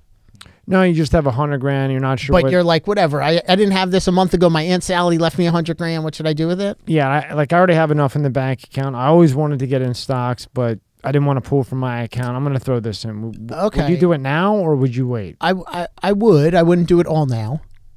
So I'll give you a better example, which relates to my kind of people that I work with. Which I'm sure would come out better. So a guy just sold his business, client of the firm. We had an opportunity to show him how to save $12 million in income tax. He didn't want to take it. He said, I'd rather pay the taxes. I have enough money that I could pay the tax and still have more than I ever need. So he's sitting on, let's say, $30 million after taxes that he just got fresh cash deposited into his account. He gave us 5 of it to start. And he gave another guy 3, and he gave another guy 2. He said, okay, you guys start. Let's see how it goes. We've only invested about $1.6 million of the 5, and he gave it to us 3 months ago. So maybe that's like, that's a real world scenario where I don't really want to invest it all right now, but I'm going to invest some of it. We're putting in, $200,000 a month, $250 a month, some months maybe 500, and we'll get there. If we see a big opportunity, we might buy a lot. We might buy $1 million or $2 million in a month. But do you have any particular, like in that situation, go-to companies? Yes. I'm not the guy that makes that decision. We have a chief investment officer. Sure. So he calls it his shopping list, and he has a list of companies with prices on it. And when those companies are those prices, he buys them. Right? There's nothing worse than the guy that owns the breakers. Right. Sorry, Rob. So we're doing the column. We have a crane there that we're renting by the hour. Okay. You cannot talk to this guy until the bell rings.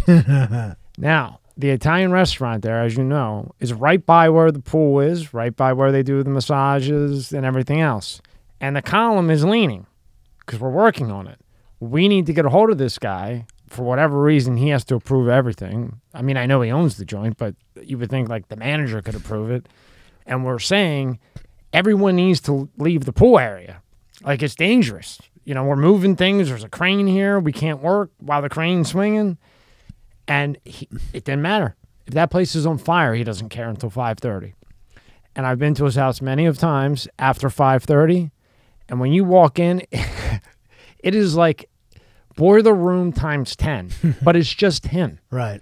And there's literally 10 screens in his living room. Notepads everywhere. One's like every country you could imagine. And you can't talk to the guy till 5:30. And you go talk to him at 5:30. Hey, your hotel, like your very expensive hotel, it's about to fall over. Yeah, but you got to see this and this and that. He's like that, But crushes it on that market, boy. Yeah. But he might be pulling his hair now, but it was just funny to bring that up, because literally the column was falling and we needed everybody to leave. 4 hours we waited for this guy, and it wasn't like a big day in the market. Right. But maybe it was in Australia. I don't know. Whatever market. Do you think Apple will eventually crush and fall because of the lack of innovation? It's a great question. Eventually, every company will fail. That's, Jeff Bezos told his employees, Amazon will go bankrupt, right? So I think you have to operate with that premise that no company will last forever. There's some companies in Asia that have been around, 1,400 years, 1,600 years. Yeah. But, it's incredibly rare. So you have to plan for a business to die. And I think the question that investors in Apple have to ask is, when will they sell their Apple stock? At what point would they say, you know what, this has been a great ride and I'm going to get off now? And that's what you have to hedge your bet on as a big investor, right? Yeah, so we have a lot of Apple stock among our portfolios. We continue to own it. We continue to buy it for new clients. I think Apple is a great company that has incredible market share. And if people have to decide between going out to eat or getting a new iPhone, I think they're going to get a new iPhone.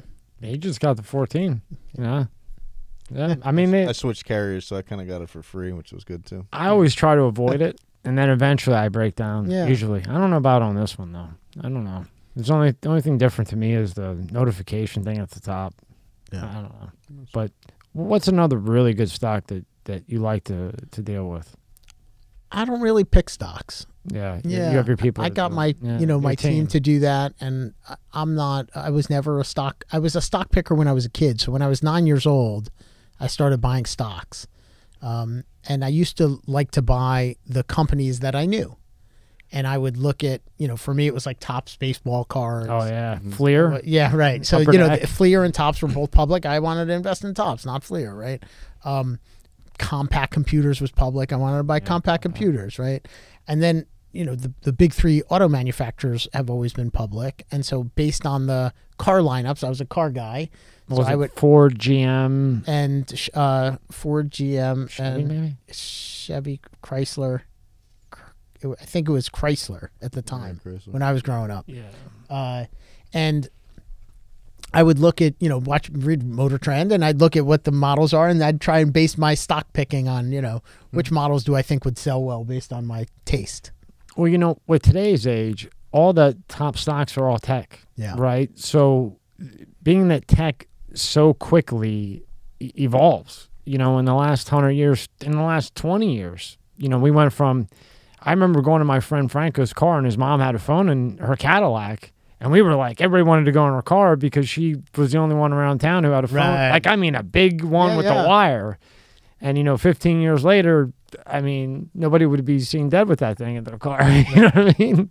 Well, one of the interesting things, going back to the S&P 500 index that we were talking Which is about. so interesting. So one of the reasons I don't think it's that important to pick a company is because you could pick the S&P 500, and it's the 500 largest U.S. companies. So that list every year, about 10 to 20 or 30 companies goes off of the list, and then do 10 or 20 or 30 companies go onto the list.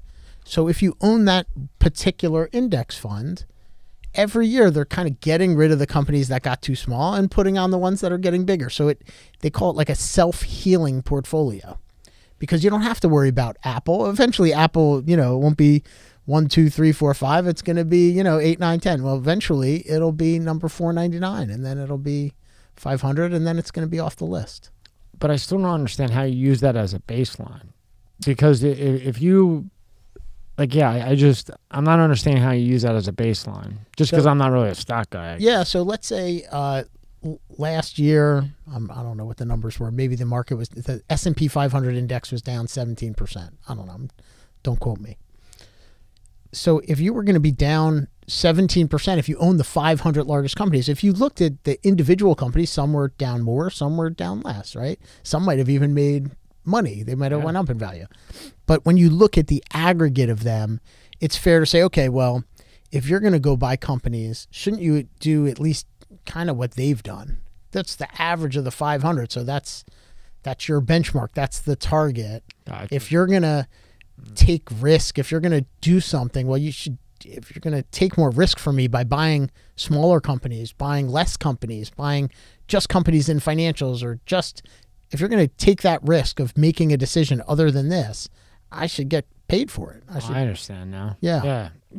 Yeah. The other way is nuts, because you're just going to pick 1 or 2 companies and then what happens? hedge your bet that it goes the way you think it's going to go, right? Or you go with the S&P, put a little bit in each. Right. They get rid of the trash. Right. You know? Exactly. So that's, you know, you might not pick the, you know, because you're betting on them all, you know, you're not going to be the best, because if you pick just the couple of good ones, you're going to do a lot better. But, you know, you could pick the worst ones too. You don't know. Now, speaking of divorce and everything else, because that goes into part of all this, how much of an increase did you see, even at these numbers, when COVID hit? In divorce? Yeah. You know, I've been out of the industry, so I don't know what the statistics were, but I think part of the challenge with those statistics is the courts were closed. Yeah. So a lot of the court, there's been this massive backup in the court system. So even if you've been wanting to get divorced, it's been hard to get a date to get divorced. And they said it's already through the roof. Right. I asked that because even though you're not in that field, you know, the high people that you deal with, when COVID hit, everybody went to Zoom, but at home. Right. You know, so I was wondering at that. But our clients have separate spaces. Right. So I think that's one of the things when you become more affluent, you become insulated from certain, you know, things like COVID impacting your family the same way it impacts a family where they have 2 bedrooms and, you know, a dining room. It's like, okay, well, now who's working, who's going to school, where is it supposed to be? You know, the families we're dealing with, they had separate bedrooms for the children or separate rooms for the people to learn and people to go to work at. Right. So, like you said, the people you deal with, they're prepared. They're okay. They have a cushion, and then they have a vacation home to get away to. Yeah, where if they can't travel, right? You know, it's like they have some comforts of life. Now, you from the outside, looking at COVID affect the middle class, you know, the lower class, maybe the higher mid class. In your brain, in your mind, when you're seeing that happen, how did you see the outcome? How did you see the end? Meaning such, you know, okay, COVID, so nobody's working. So now people are getting used to staying home. Okay, so now, you know, we're sending out checks to help out people that are in that, you know, lower income to help them out. Way too much in checks. I mean, way too much. I don't understand how some people I know got 200 grand and they don't even make 200 grand, but okay. And now people don't want to go to work. Right. You know, I went to get like a tire change and the guy was like, nobody to work. And recently. Right. Because they got used to staying home. Now, with all your experience and all your success, did you see this coming? No. No? But as a landlord, you know, I have like 6,000 families paying me rent every month. Not me directly, me with a group of other people that are invested in these assets. Right, because you're smart and you have other people do a lot of the stuff and you're the guy in the back that overlooks. So a lot of those people aren't paying their rent because they can't get kicked out. Oh, that's right. They have, what's the law on that? Eviction moratorium. Right. Eviction moratorium. So, you know, that's I think bullshit for right. Damn. I mean, within maybe give them some time, but so that's been very difficult as a landlord to deal with. You know, there's a stimulus check that goes to a tenant and they don't pay the rent and you can't get them out, and now, you know, they owe you a bunch of money but you can't collect it and they won't take them out of your place, so you still have to pay your mortgage, you still have to pay your real estate taxes. Now, that disproportionately impacted minority landlords and lower income landlords than it did people like me. But, you know, when our tenants heard that President Biden approved $45 billion to go to landlords to help pay some of this rent, they figured, okay, you know, not going to hurt them. Biden's giving them $45 billion. Yeah. But that money never really came through. Where it did come through, it's like 10 cents on the dollar. So, you know, we got beat for millions of dollars of rent that we can never collect. Now that law, so how long until you can evict them? So the eviction moratorium has been gone now for, I don't know, 9 months already, maybe longer, in most places. But the courts aren't really enforcing the laws. They're not getting people out. Not everywhere, right? It just depends where you are. Like this is particularly our properties in Atlanta. Yeah. The culture there has become, you don't need to pay your rent. It's optional. Well, they made it that way. Right. I mean, really. You know, when they were talking about, you know, raising the taxes and giving to, you know, those other people that need help. If I have $500 million in the bank, right, I have no problem with that, to tax me more and help out, you know, a lower middle class. But I want a receipt. I'm okay with it. Right. But I want a receipt. I want to know where it went to, or if the government taxes, did it go to roads? Did it go to, you know, building more houses, fixing up farmland, animal care, whatever? Where did the money go that you just taxed the shit out of me more? Right. If it went to really actually help somebody and it wasn't a check to them, it was like a gift card for groceries. So you can't go do anything but get groceries, you know, gas. You can't do anything but gas. I would have no problem with it. But if you're going to tax the hell out of me and tell me you're going to give it to whoever, I want to know where it's going, because that whoever might be the guy sitting with a bud and nut huggers on his couch while I'm working 10, 12 hours a day. Yeah. I think that's the conflict people are feeling right now. That's the kind of state of the mental divide is, and the haves and the have-not is really, that gap is really widening. But I really think if they would really just send a receipt of where it goes, Yeah. I think more people would be okay with it. Because why not help out somebody that needs help? Right. But the problem is it doesn't go to the people that need help. And we just saw this with COVID. Right. You got guys that don't need help getting 200, 300 grand in checks. And then those that do, maybe they got 20. Yep. You've seen the difference. It's crazy. Yeah. No, I have a lot of friends that got really big government checks.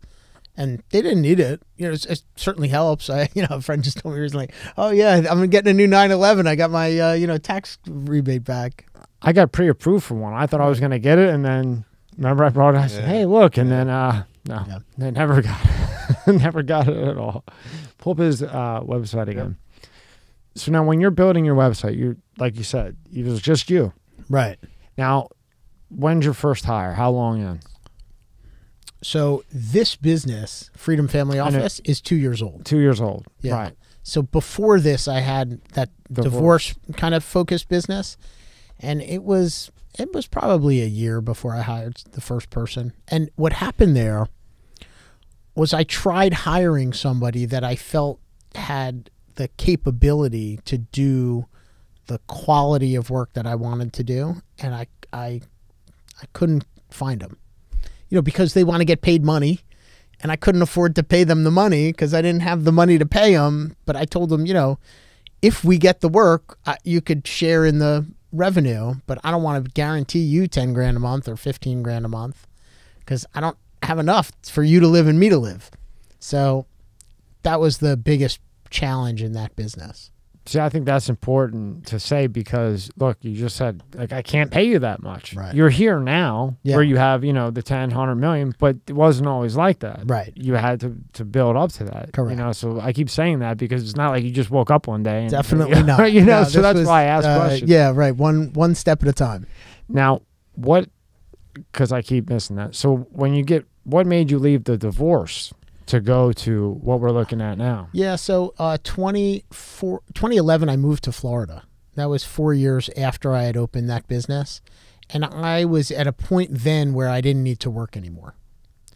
So I was living in Florida, commuting to New Jersey, and it wasn't fun.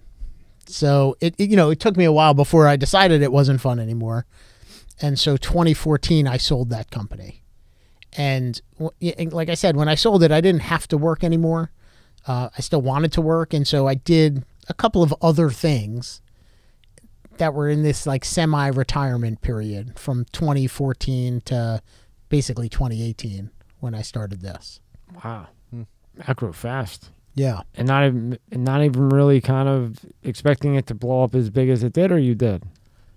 I didn't, for me, it's around what my goals are. I think I'm capable of achieving whatever I'd like, but one of my self-limiting beliefs has always been that it would be hard to grow a meaningful business if I wasn't willing to make sacrifices.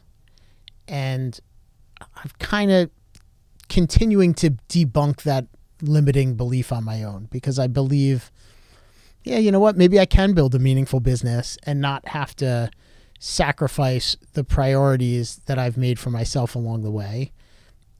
It could certainly go faster if I was willing to focus on it, but that's not that important. I think, I got plenty of time. So, and it seems like you have it down pat. You have big clients, and you also have free time with family that you didn't have before. Right. So it seems like it worked out all well. It's working out well. I don't know, how, what do you want? You got past it. So now, now I'm essentially working 4.5 days a week, and I'm doing that about 40 weeks a year.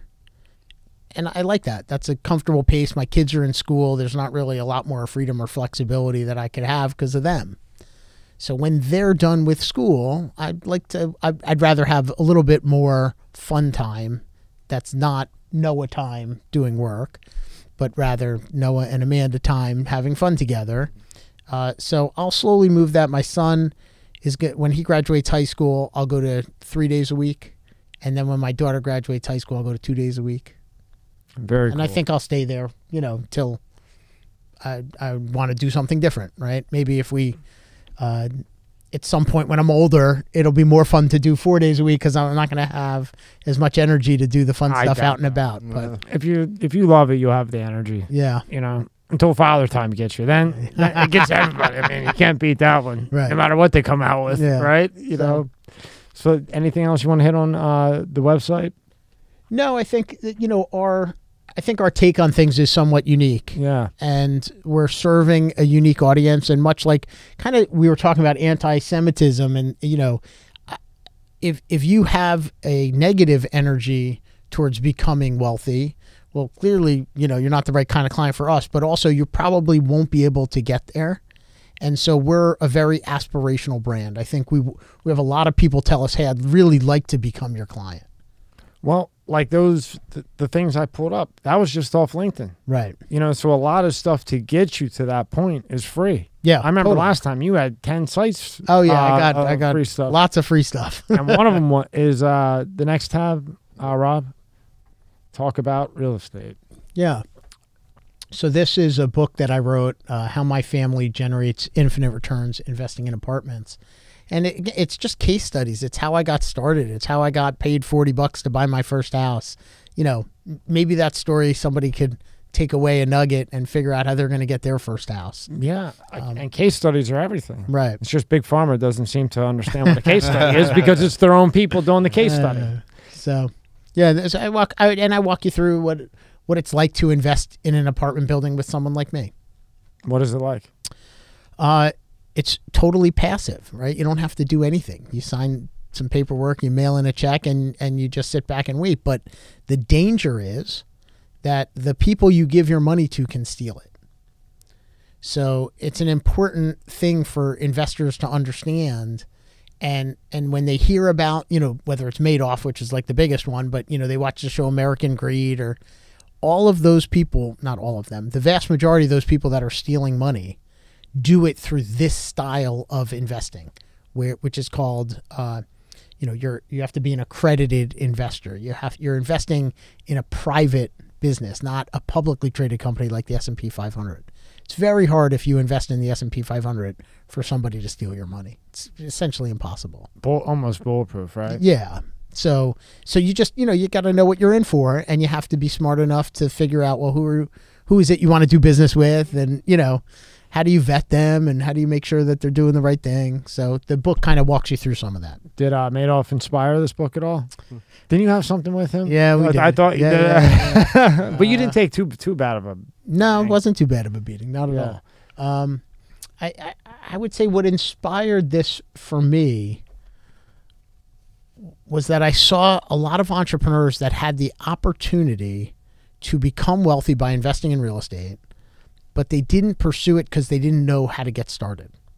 And so part of it is like, how do I motivate somebody to get started? How do you invest in that first project or buy that first property? And if you don't have a foundation, you're done from the beginning. Right. It's over. Yeah. You're wasting your time without a good foundation, right? Yeah. And then my top 3 favorite books, I don't care. I can't believe it was when I went back after I read it and I saw 2013. I said, this guy, there's something with this guy. It's 2022. I'm reading this thing left and right. I get that. This is the one I have in my house all the time. I always look back at it. And I said, 2013, this guy, killer. Yeah. Exit, healthy, wealthy, and wise. Yeah. Nice name.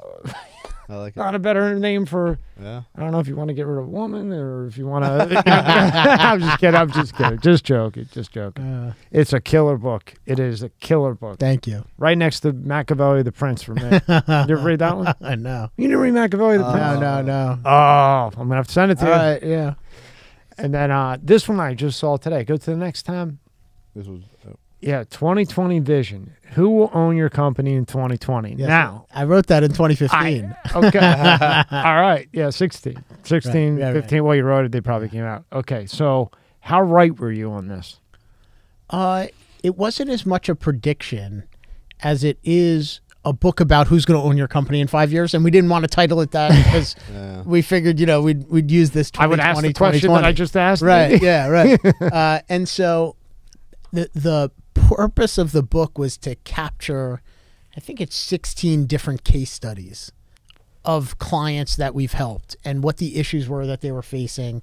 And it's kind of a cute story that goes around each chapter. We had a guy who wrote for not the National Enquirer, but another, aliens landing on Earth type newspaper, The Sun, something like that. So that was his day job, was writing crazy stories for them. We had him take our voice recordings of our case studies and morph them into interesting stories with characters. Cool. Oh, wow. Cool. Yeah. Give me just a summary of one of the chapters that's pretty cool on it. I'm going to someone's having a heart attack, right? And they're going to the hospital, and what's going to happen, right? He owns a business. What's going to happen on Monday if this guy doesn't survive, right? And so it's trying to get people to answer the questions they need to answer when they own a business. Like, what if you die over the weekend? Mm-hmm. But how do we give you a scenario where you could say, shit, that could be me, right? And then in turn, that would make you plan for 2020. Exactly. Right. So then, therefore, you would have things set up for your loved ones or your company if you're by yourself. In general, right? You got all these people working for you, and what are they going to do on Monday when they show up for work and they hear you're gone? What's going to happen to your company, this business that you spent your lifetime building, and how's that going to impact the people that you left behind? Not just the coworkers, but your family. So if you give it a little bit of thought and a little bit of planning, you know what? You could probably keep it so that the employees know what they're going to be okay, and your spouse and your family know they're going to be okay, and them knowing they're going to be okay means that life's going to go on for them. They're not going to have to change their whole life just because you're gone. Very cool. I wouldn't have thought that from the title though. Yeah. The title, terrible title. We need to update it. But that's a great book to read. Yeah. Because people don't think like that. Right. Because you're so in the moment. Man, you got everything covered here. No, it's got the future, but it shows that you really paid attention throughout your experience in life, and that's, to me, this is just my observation. Thanks. I appreciate you saying and because that you did suck it in and really paid attention to people you met and talked to. Now you're able to hit all these avenues of life as an entrepreneur and as a person. Yeah, that's really fun. All this stuff can apply to, it doesn't even need to be a business. Well, so the challenge for me has been figuring out where's the most appropriate place to apply what I've learned. And I've kind of settled on this $10 to $100 million net worth entrepreneur. And the reason why I decided to focus on that audience is because I think, to me, they're like my heroes. Because when I was growing up, I admired these people that created something from nothing. And especially the ones that, you don't get to read about on the magazine covers, but just hardworking neighbors of yours that, their kids go to school with your kids, but they've built something special. They employ people, and they help feed all those families, and they supply a product or a service to someone else that needs it.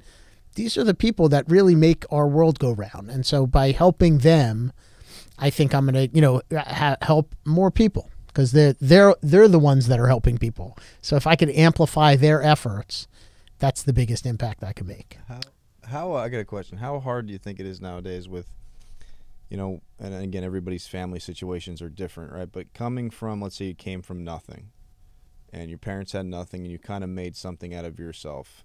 So you want to pass on to your kids. You want your kids to have a better life than you, right? What you had growing up, then you made something. You want your kids and supposed to continue like that. But do you think sometimes parents, because they came maybe from nothing, worked hard, became something, that they I use the word spoil their kids too much, and then it makes them not want to work all the time? There goes that process of work hard, do it. Well, I have a Porsche and I have a that's the description of a trust fund baby, right? Yeah. Now maybe that's an extreme version, but you could have, but when people think of trust fund baby, that's the negative connotation, which is this person has received everything in their life from no effort on their own.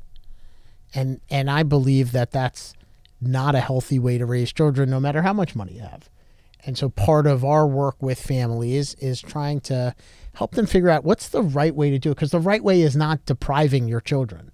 Sure. The right way is not hiding your success, right? A lot of families have chosen the path of hiding because they believe that that's the best solution to make sure they have healthy children. But they're self-sacrificing for kids because they don't really know how to raise children in an affluent family. And the right way to raise children in an affluent family is to continue to provide them with opportunities to fail, continue to provide them with opportunities to express gratitude, and continue to encourage them to become independent and live an independent life and not be dependent on mom and dad. Right. So if you're in a family that has, $1 billion, okay, now if you want a 20, son, go mow the grass. Right. Doesn't matter what. Exactly. We're still going on vacation. Right. Yeah. You're gonna mow the grass. Right. And if you want that 20 to go buy your video game that you can only play for 2 hours a night, that needs to be done. You're gonna mow the grass. You're gonna open up a lemonade stand. You don't see that anymore. No, that's what I'm saying. Probably get fucking arrested for it. Well, and I think you don't see it because culturally, as you're describing, again, my clients may be much more affluent than average people, but you're making 80 grand a year and your wife's making 40 and you want to get your kid the new Air Jordans, yeah, that's great. But if you're always getting, they scuff it up and they say, I need another pair. And, you're going out to get them. Now it's expected, right? Right. It's what are the expectations you're creating for your own children? And I think that's, when I'm in rooms with, I was in a room with a group of donors, right? Talking about philanthropy.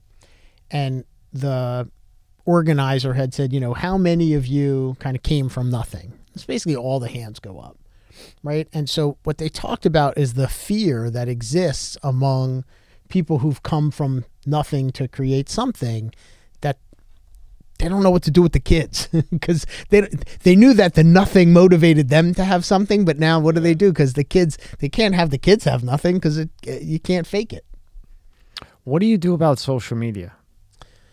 For me personally? Well, for you personally, and have you dealt with families, on that level where they, from, age 5, they're given the iPad or, and then that becomes lack of motivation for he or she because everything's iPad and social media and this and that.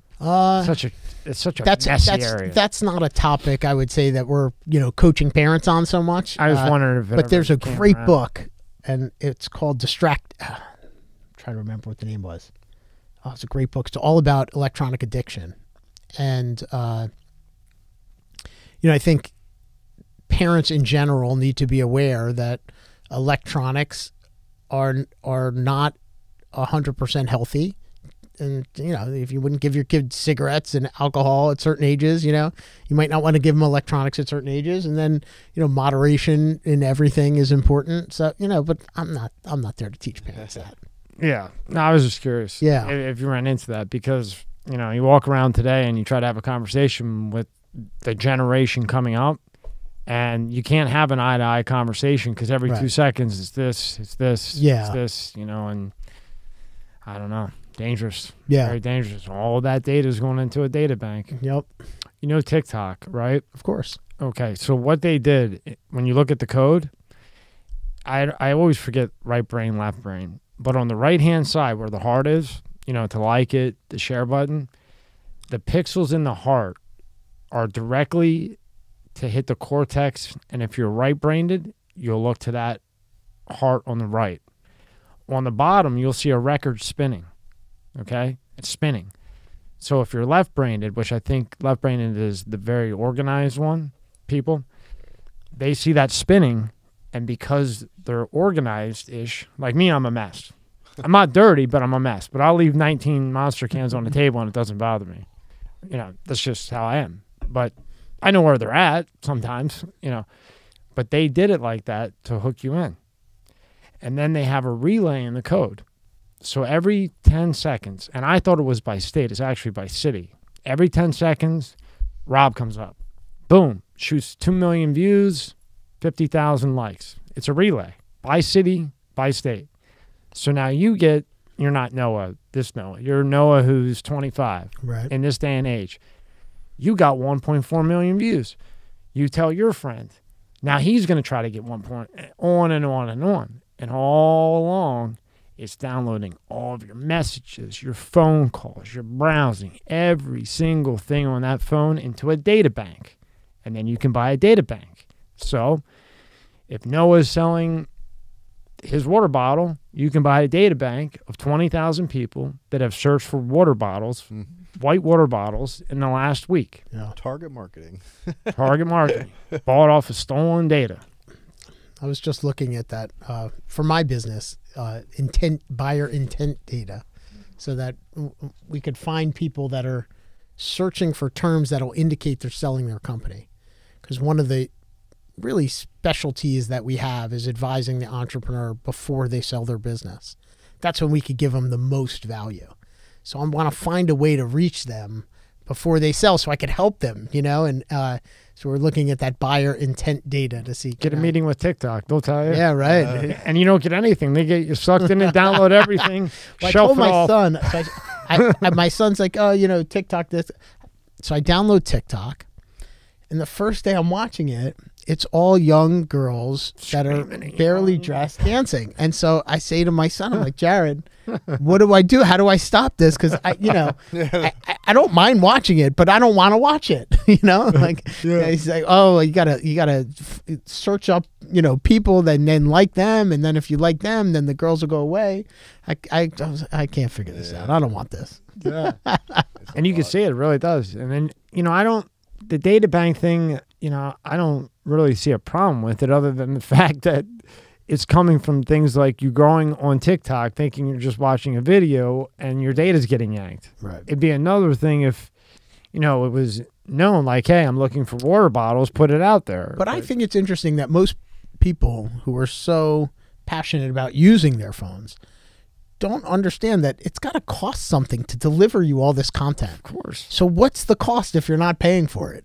Yeah, correct. There's got to be a cost. And so you should enter that trade willingly, or you've got to figure out that you're only going to use stuff you're going to pay for. Because I like the target marketing. I'm like, not the data maybe still and all the other stuff. I'm like, if I'm searching for, like you said, a water bottle or something, I want people to throw stuff at me and similar things because it makes my life easier. Okay, well, yeah. But then sometimes you're like, hey, I could use that. Oh, shit. And you were but I kind of like that. But I mean, like with like a TikTok and Google, I mean, Dr. Epstein, he stopped doing, he was a very, very hot, top psychologist or, psychology. And I guess in 2004, he got an ad.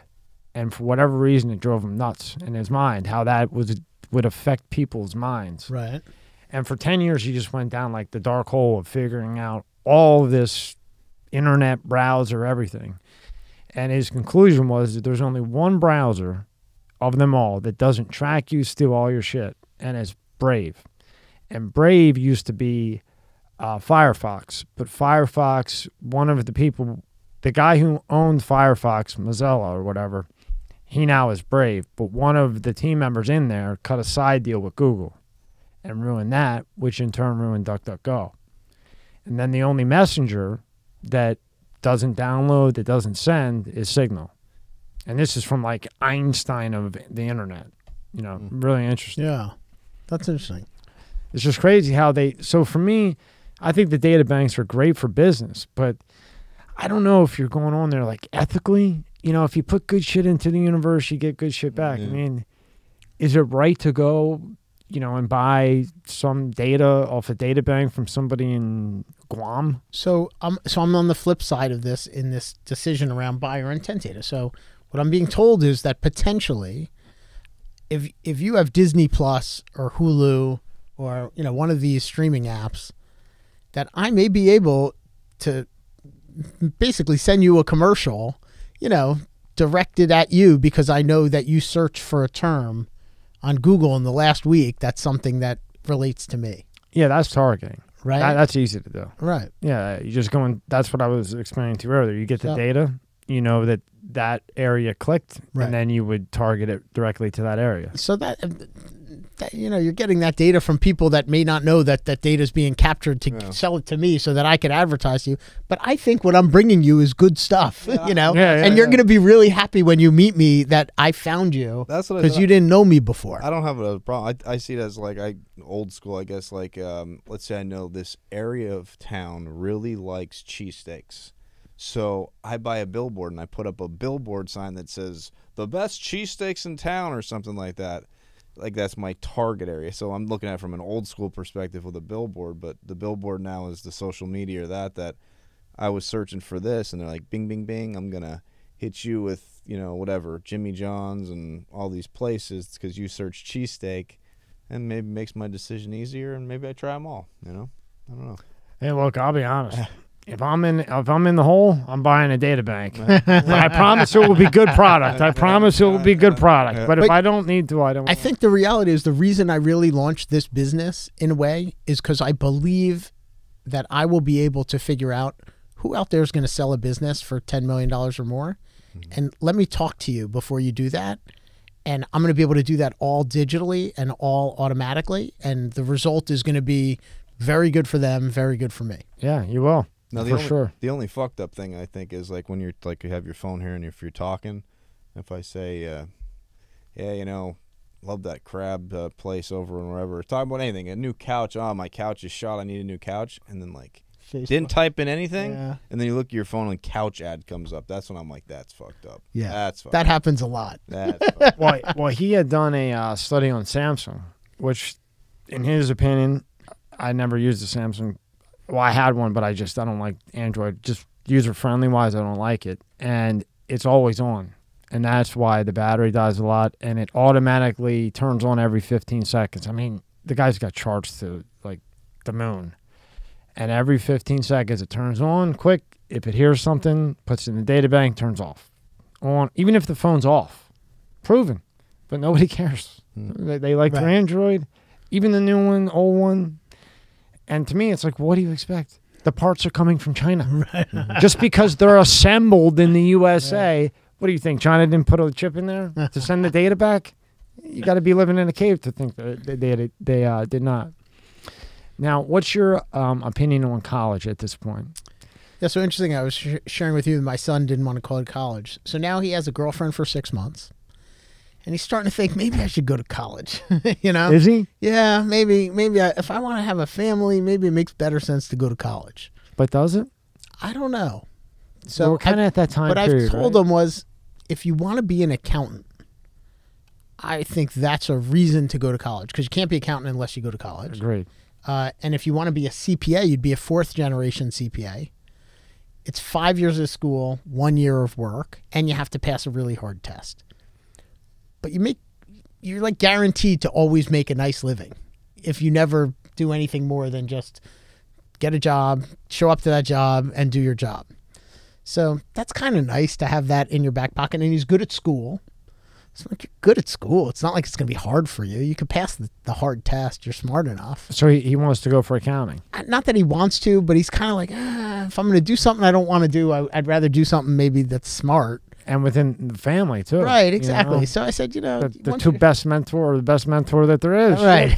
I mean, even if he just does it for 5 years, build some capital and run. Exactly. Well, so I said, look, it's going to be paid for, so that's easy. You know, you don't have to worry about getting on with your life and figuring out where you're going to live and how you're going to make a living. But remember when we were younger, college was everything. It was And now, to me, it's almost like if you're not going to be an accountant, I was just going to say that. If you're not going to be a lawyer, a doctor, major things like that where you have to go, in my opinion, tech school or like a, I don't want to say wood shop, but trained for a skill. A skill that is right to your skill. Because how many people have both of us run into and say, you spent however much in college, you spent 5 years there, how much do you actually use? Oh, I'm not even in that genre or whatever. I'm doing something totally different. Whereas, a tech school, if you're into building things, you can go there and all you do is build things. Right. And you become the best builder, right? I think right now, so it's a weird time. What's driving most of the decision is the parents' desire to tell their friends where their kid goes to school. Boom. You have it on. 100%. You nailed it right on the head like I knew 100%. you would. Yeah. Yeah, Yep. that's what it is. That is. Oh, my son He went goes to to this. Florida. He goes to Florida State, Miami. Yep, you're right. So You're right. I think it's a, and it's a benchmark. It's more significant than a Louis Vuitton bag. It's more significant than a Rolex watch. It's more significant in some ways than driving a BMW or a Mercedes. Because it Right? can make or It's- break you, right? Right. It's and no matter where you are in the spectrum of wealth, it's a big symbol. What's your feeling on the student loans? Like the amend I don't like forgiving student loans. That doesn't sit well with me. Me neither. Well, how do you feel about it? I mean, if you take a loan out, if I borrow money from someone, Tommy, can I borrow $10,000? Sure, Rob, here you go. And then I say, yeah, I'm not going to pay you back. No, it doesn't work that way. No one's going to pay it back. Yeah, no. Tommy. Because somehow, some way, somebody's paying for it. Tommy, give me 10 grand. Hey, I can't pay it. No, yeah, you're just going to cover it. Okay, that's cool. He's going to be like, fuck you. No, you took the money. I didn't take the money. I mean, that's just a stupid way to say it, but that's what's happening. I'm like, I went to college. I took out loans. I paid my loans back. It's just you take a loan because you need it for a reason. You want to better yourself. And if you went to school, like you said, to be, no offense to anybody, if you went to school to, be a history teacher, that's great. That's fantastic. But you took out a crazy-ass loan to go to some school, and you're only making $30,000 a year. Well, it's going to take you so many years to pay it off. It's going to take a while. It's just got to take a while. Whatever. Do it. I don't know. Do you think there's I know you're out of that league, that lane kind of, but do you, just as a businessman, entrepreneur, do you see a solution to the student loan issue? Pay your bill. No, I think more people will want more debts to be paid for them, the same way more people would like to have checks sent to them. And it's a lot more fun for most people to get things without earning it. Yeah, because it's easy. If Right. if it's easy, they want what's easy. Yeah. And I think doing the hard stuff so then it could be easy is a much better routine. Well, But most people want to go straight to easy. Right, but if everything's handed to you, you're handed that check when we have COVID. You're handed that check because you got a student loan. So when are you ever going to learn to work for anything? That's what that's what deadens that. In my mind, I mean, I don't know. And right now, to do some craziness like that, I mean, I don't know. What did you do here with expert tips to Biden-proof your taxes? We don't need to get political. I just had to laugh a little bit. It was when he was getting elected. So he had been elected, but he wasn't yet president. I put on a webinar because, he had a tax proposal that before he was elected, he didn't get any of it passed. I mean, it's really amazing that none of it got passed. What was something that was in that tax proposal? I don't know if you could pull it up. It's probably on page 80. They buried it so good so nobody could find it. I mean, but he sold you that dream. Right. Yeah. I mean, he was really, I'm going to raise the rates. I'm going to change the estate tax law. I'm going to increase corporate taxes. I'm going to do all this stuff to make those rich people pay. He really didn't do anything. I wonder what cocktail they had him on for that second debate. That must have been a hell of a cocktail. Me and my buddy were trying to figure out, what did they give him for to hang that long? But he had the easiest question guy in the planet. He's not with Fox anymore. He went to who's that? Chris Wallace, whatever his name is. What's his name? Chris Wallace. Yeah, he went to CNN. So anyway, I mean, I think, we live in this amazing country, and there's things that we need to pay for as a society, but there's rules for who's supposed to pay and how they're supposed to pay. And so I just want to give my clients the option to pay as little as possible, and then they could decide what to do with that money. And if they wanted to build more roads, maybe they'll just go and build the road, right? There's nothing wrong with that, but most people choose to spend their money much differently than the government. Yeah, they do. Well, that's why they're in debt a gazillion trillion billion dollars, right? Yeah. Now, last thing, how do you feel about the war on drugs? I don't think we have a war on drugs anymore, but I grew up during that war on drugs. it was obviously a waste of resources. And I think, now they have to kind of take a lot of it back and say, oh, we incarcerated you for, 20 years for dealing marijuana on the high school kids. It's like, well, got to dial that back.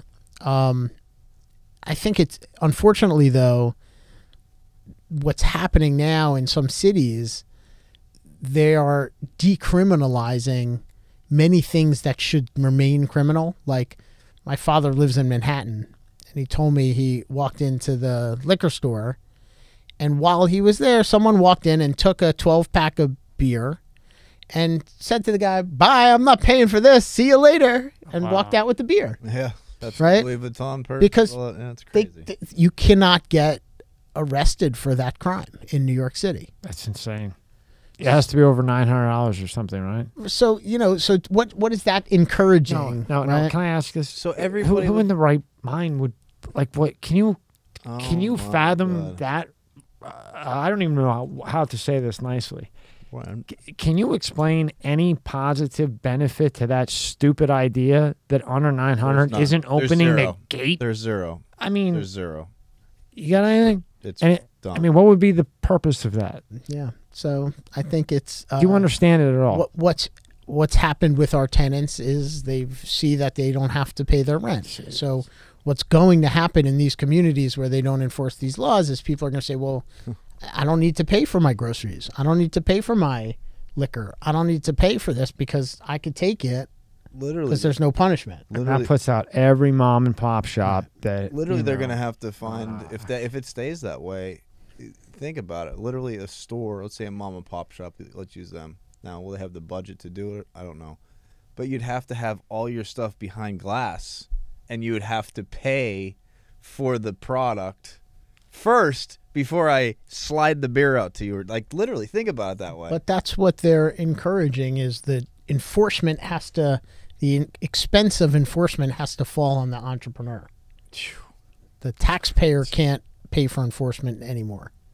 It's crazy. So, what's going to happen in New York if they don't change this? You're going to walk in and everything's going to be plastic. Right. And you're going to be in that long line pointing to what you want. No, not that one, that one. Yeah. You know? I mean, how else are you going to stop it? And then every mom and pop goes down the drain. Well, maybe that's the next big invention.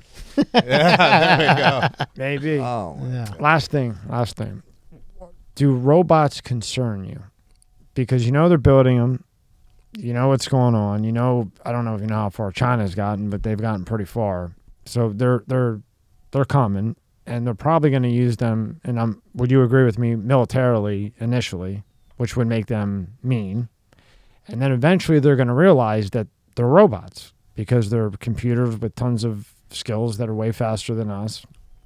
Now, Elon's got his Neuralink, in the process, and then there's a brain net, but economy-wise, human being-wise, next generation-wise, 100 years from now, how much do robots concern you? I'm excited by it for my lifetime. I think if I go beyond my lifetime, I think there's a lot of, fear and apprehension, but I'm not going to be here to see it. But I think in this, next 50 years, next 100 years, I think it's going to be amazing. I think we're going to get all these people that don't want to pay their rent and they want to steal their beer. They're going to be able to sit home and play video games. and they're not going to have to worry. They're going to get food. They're going to have shelter. They're going to have video games. They're going to have the metaverse. They're going to be able to sit there and just, hang out all day and smoke weed and have a good time. And I think that's amazing that we'll be able to provide for them through the ingenuity of creative people that can design robots to replace the work that we once needed them to do. But I also think there'll be people like me that have a desire to figure out how can these robots do something good in the world. Yeah, work in your advantage. And leverage their talents the way that I leverage human talent right now. So, again, I think the entrepreneurs of the world will figure out how to invest in these robots so that they have more profit. And I think that'll lead to more tax, and they're going to take that tax money and they'll pay people to stay home and play their video games. Well, like like we always said, we said it last time. If you can't beat them, join them. Right now, if robots were at that level, say it's 100 years from now, you're sitting right here. Now, you could get the chip in your head. Right. Okay. They've already been approved and tested. You're not going to fall over and die. I'm getting it. I can't wait. Me and you both. I can't wait. Me and you both. Yeah. Because initially I had thought, as I was studying like real stuff, not, whatever somebody wrote up, I was like, they're going to come military first. That means they're going to be angry. They're going to eventually develop a conscience. You got to be a moron to think that it's not. Right. Okay, it's a computer that's constantly getting smarter and smarter and smarter. It's called like the some insane quad something. It's like fucking insane computer. So it's going to realize that it's a robot and have a conscience, and then it will attack. But if you go at it the other way and you join them, you work together. Right. I really think that's the only way they don't become the dominant of the world eventually.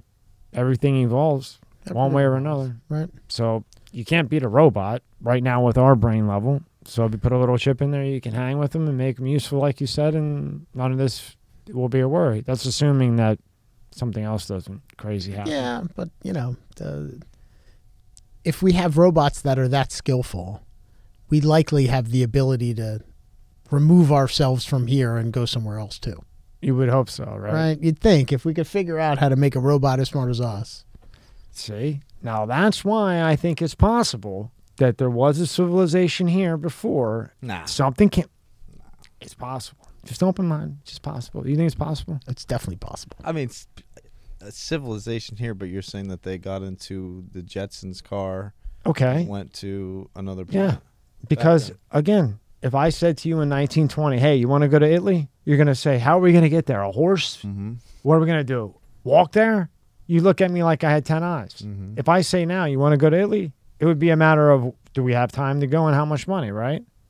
So 1,000 years from now, if you see an asteroid coming that's going to blow up the planet and destroy, and you can get out of here and you can go to another galaxy because you figured out, space-time continuum and all that other craziness, which very possible. Aren't you going to get out? I'm getting out. You're getting out. Well, I'd be out, yeah, but and if you have drones to come back and look at your home, your Earth planet, would you go send one to go look at it?